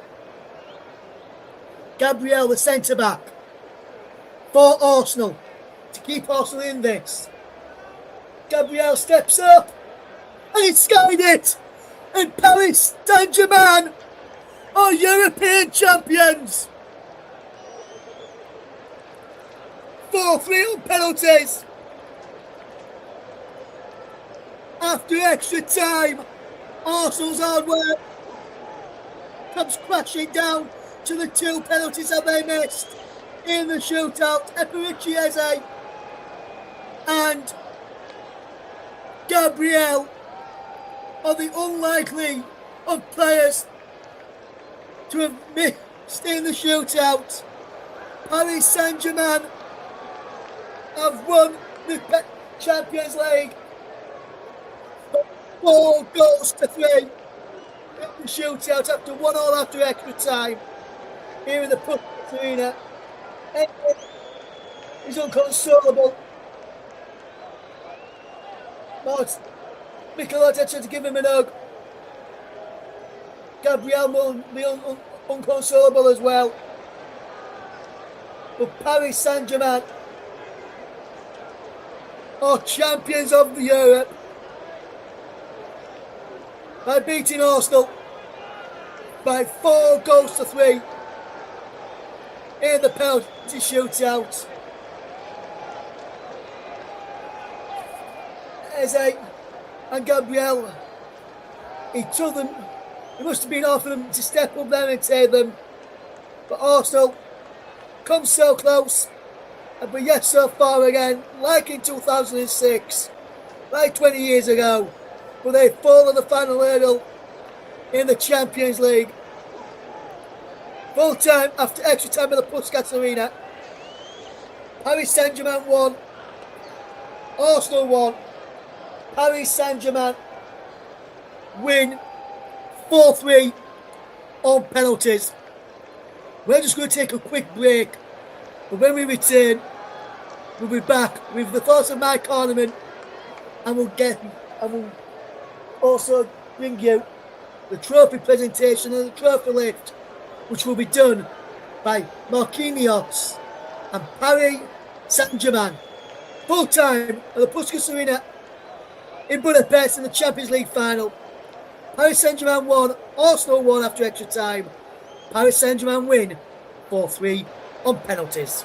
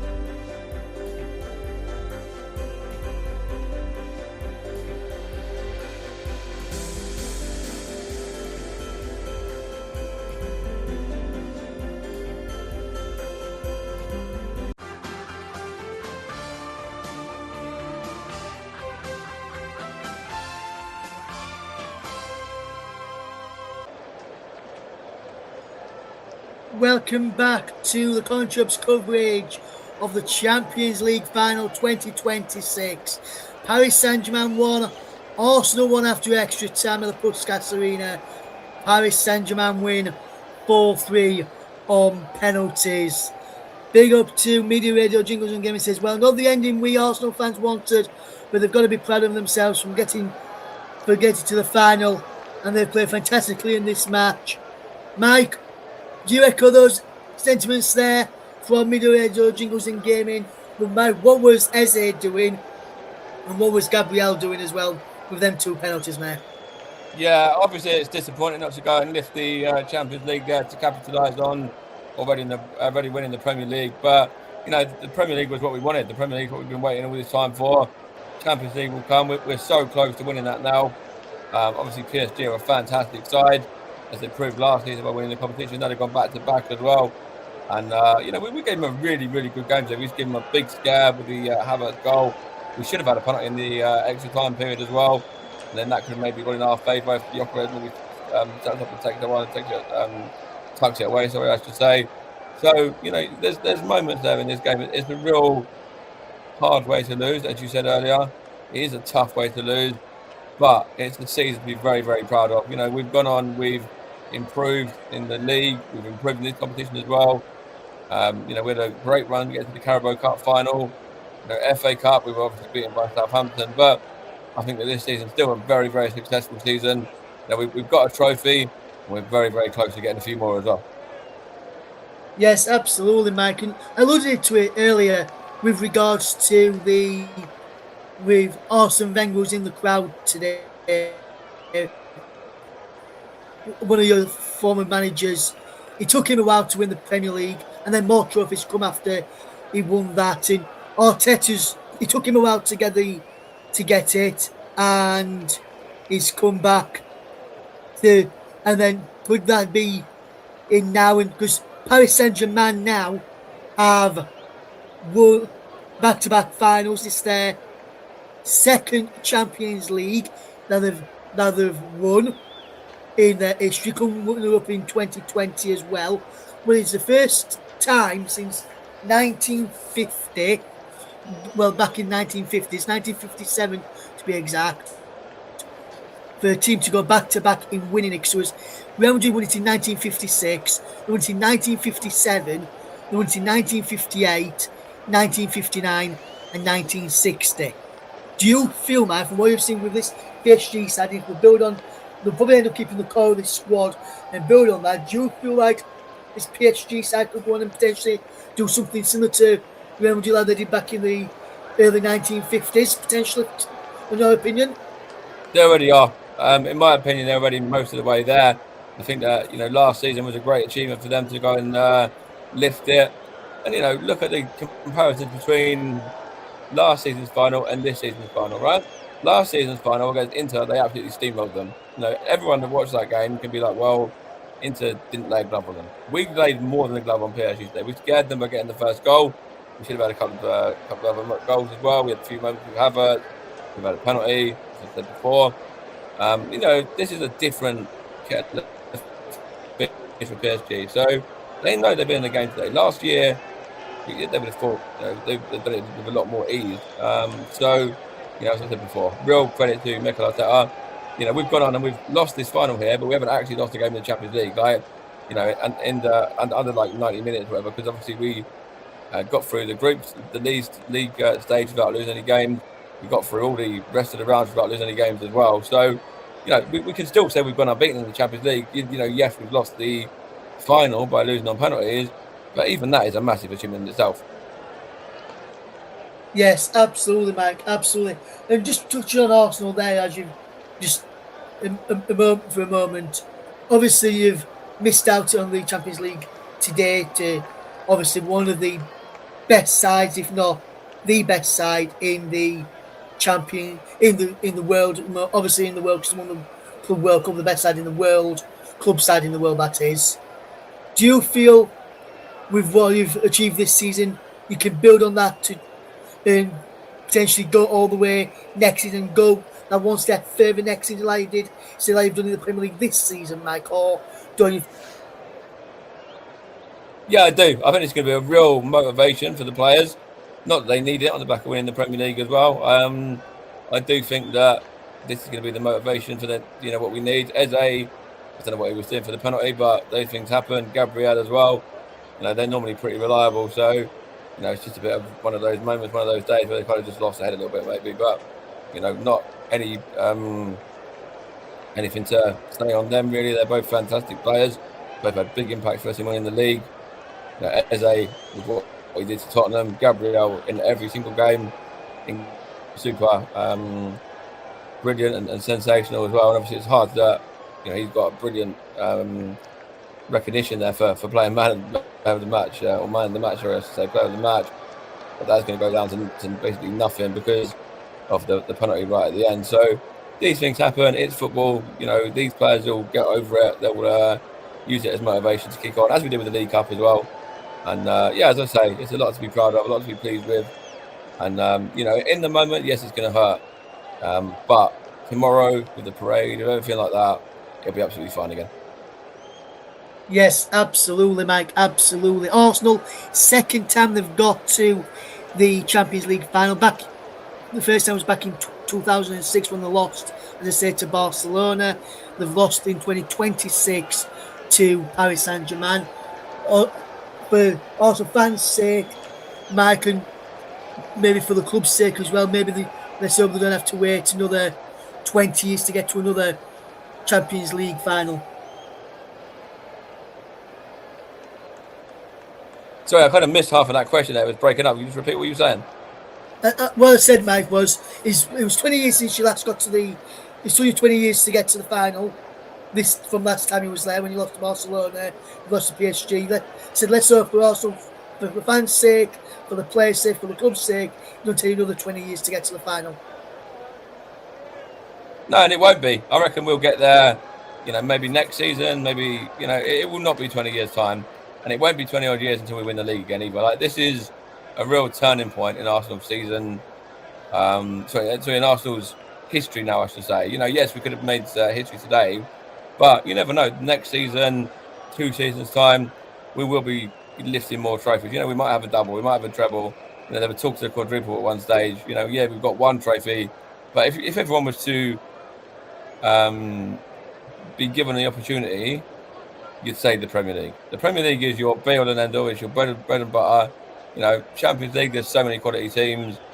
You've got your Bayerns, you've got your Barças, you've got your PSGs, obviously you've got your Man City, you've got your Real Madrid, you've got your, people like that who, they'll all come and they'll all come again as well. So it's a really great achievement to even get to this position. And as I said just there, if any Arsenal fan was offered one trophy, it would be the league, and we've got what we wanted. Yes, it's Arsenal players themselves just going up to collect the winners of medals from the UEFA delegates there, and Ben White there was out injured tonight. Maybe he could have played a part to help Arsenal potentially get over the line. Maybe he would not have made the similar mistake that Mosquera did to give the Paris Saint-Germain the penalty, and maybe also could have won it in normal time there.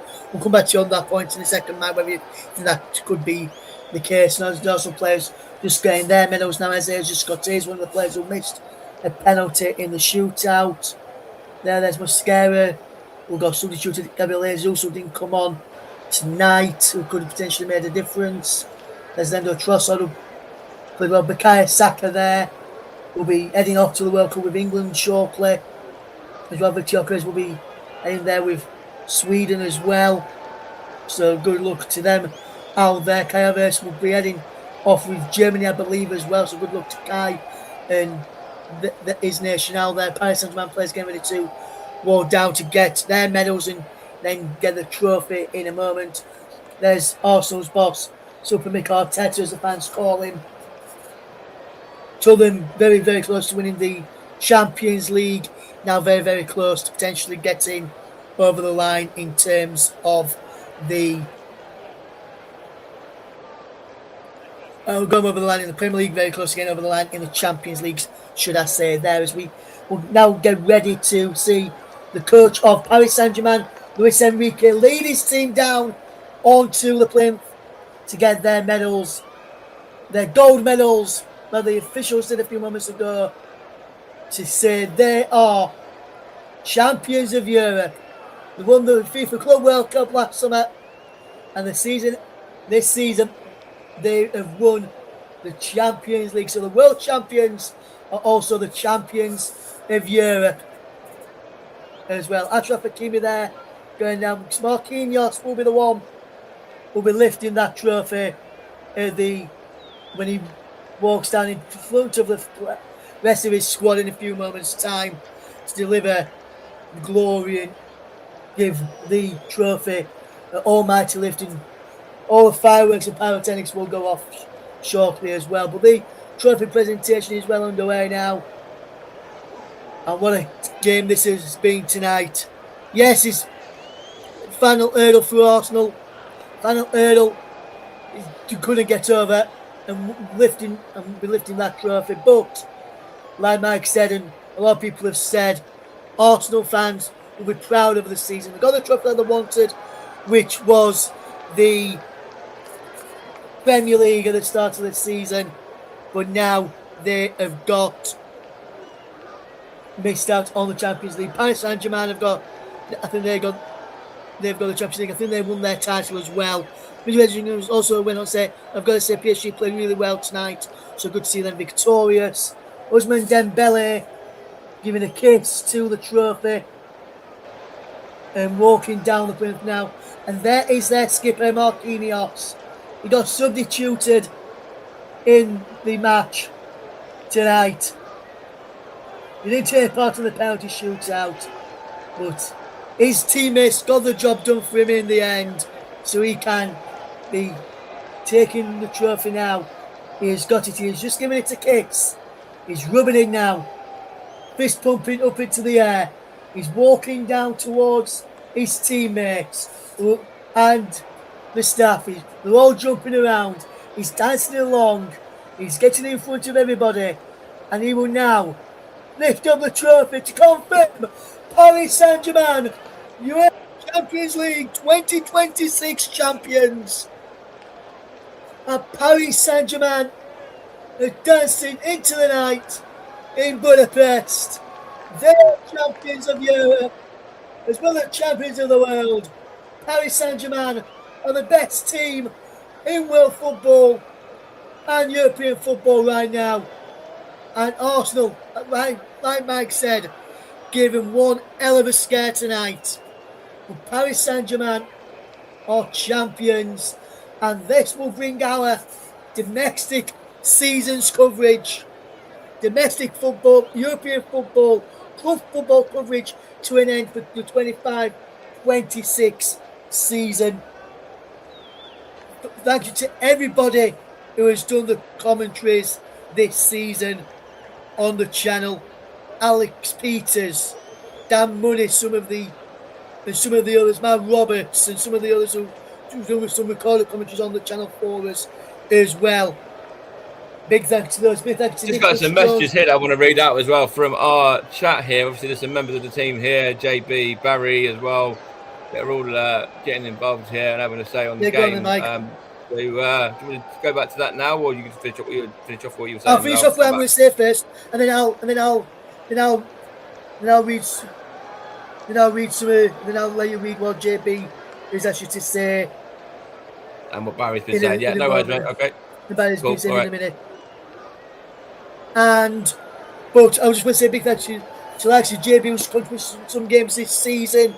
Big thanks to Nicholas Jones, Paul James, yourself, Mike, and many others that we've had on the channel, whether you've been on Coke, Winter, amongst others who have been with us throughout this 25-26 domestic season. We'll be with you again until the summer. We'll be with you in the summer. We'll be off for a few days now. We'll be back. I can tell you the exact day we'll be back. We'll be back on. Are you ready for this, guys? We haven't got the graphics ready to show you on the screen. We'll keep this date in your diary. Thursday, 11th of June, the opening match of the FIFA World Cup 2026 will be here on this channel. with yours truly back in this hot seat on the commentary for that one. Just want to read this out here from Media Radio Jingles and Gaming, who says, fantastic match and brilliant commentary, Russ. And Mike, you summed up the game brilliantly. He also says, I'm going off now, Russ and Mike and all on the TCHub team. Fantastic commentaries this season, and hopefully it gets better next season as well. So thank you very much. What I want to say as well, just on top of what you're going to say here, no doubt, Russ, is Media Radio Jingles and Gaming, massive support to us over not just this season, but our journey. So, massive credit to you as well. Obviously it's not gone our way today, but, for all of your support, we really do thank people like you who are regular viewers and listeners, and somebody that comes through on a regular basis. So, yeah, very much appreciate you, buddy. Yes, and thank you very much. I was about to say, Media Radio Jingles and Gaming, and to our listeners, if it wasn't for you listening in, we wouldn't be able to do all this. We wouldn't be able to do all our graphics that we've had on the screen tonight and throughout the season as well. So we really do appreciate you the time to listen to us tonight. Also, just want to give a special shout out tonight. It was the first time listening to the show tonight. Big up to our girl, Katie. One of our good friends, Katie Louise, who listened in tonight. And she, first time listening to it tonight. And earlier on, she said, proud of you. That was towards the end of the game tonight. So big thanks to you, Katie, there. I'm basically now £5 down, Russ. If you remember mine and Mikey's bet from the other day, I've got to buy him a beer. Yes, I remember that, mate. Yes, our good friend Mikey, the Tottenham fan, but we won't go back against him, will we, Mikey? Good football banter between us all. That's right. Next season there'll be the championship, and there'll be 2 seasons time they'll be playing. I don't know, maybe Stevenage. Who knows? Yes. Well, mate, you've got some comments from some of our team, of the likes of Barry Swain, JB, John Stuttard, and some others. What would you want to say? What have they got to say to yeah? Just so us, first comment I'll get to is from JB. He says that PSG's cheated tonight. I'm sure the German ref is happy with his money from PSG. Barry's just shut that down, saying it's the referee that makes the decision, not the team who cheats. Absolutely correct. And he says, this is JB now. Firstly, the pen was never a penalty. Kvaratskhelia conned the referee and asked him to read a penalty themselves in extra time on the Madueke one, which I think was a penalty, but I think the Kvaratskhelia one was a penalty as well, in all fairness. And learn to take a deep breath, count to 10, learn to stay humble and all that kind of stuff with JB and Barry there. From Barry's side, a bit of banter. And then JB saying they cheated, ended them and billions of pounds of Arab money, blah, blah, blah. Give up punditry, gone mad. That's from Barry. And it's like, yeah, then JB is okay. This is all kind of political. We'll kind of skip over that for a minute. Barry saying, fast forward to August, Lincoln City 1, Burnley 2. Lincoln called Burnley cheat because of their millions in the parachute payments. Fair point. Going through who sponsors who. And it's like, everything like that. Owned by Qatar, the whole country who had bad human rights and stuff like.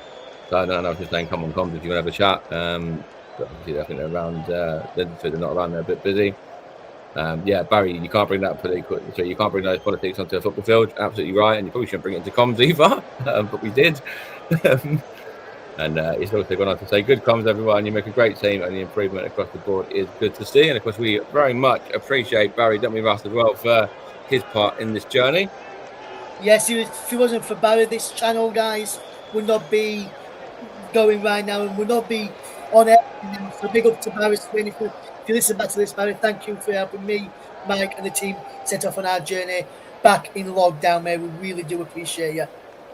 Absolutely correct, and I echo everything that Russ has said there, word for word as well.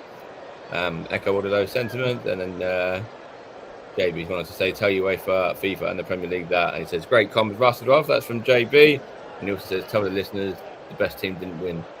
And Barry says, I'll put it in the memo. I'll let you know if they respond about the UEFA, FIFA, and Premier League, and then. Just been left with JB saying, cheers, Buzzer. I won't expect any reply back, though. Yes, I just want to say thank you to JB as well for the great comms tonight. And I just want to give a shout out to JB because before I started this journey with you, Mike, on the on this channel, as you of know. course, you worked I did alongside JB on alongside JB JB on his channel, which is JB Sports, which is a partner channel of ours. So if you want to go and subscribe to JB Sports, the link for that is down in the description of this video, guys.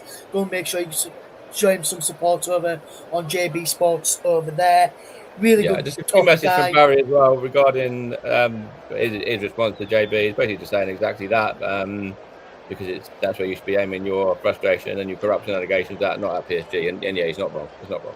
He's not wrong there. But big thanks to Barry, big thanks to JB for the comments there. And let's hope our World Cup coverage will be the best on YouTube. This summer. We may not do all 104 games. We'll do as much as we can. I don't think we'll do 104 games. No, there might be crazy, all the different crazy hours, aren't they? They're on middle of the night, some of them. So I don't think we'll have people around for them. We may not have people around for them, but we'll try and do as many as we can. We'll bring you as many as we can here on the channel. First one will be the opening match of the tournament that will bring you for the World Cup, and yours truly will be on air for that one. And Mike, I just want to say this to you as well. If you're around on that day and want to be part of the coverage as a pundit or a co-com, you're more than welcome. It's on a Thursday. Yeah, mate, I'll certainly be around on the UK.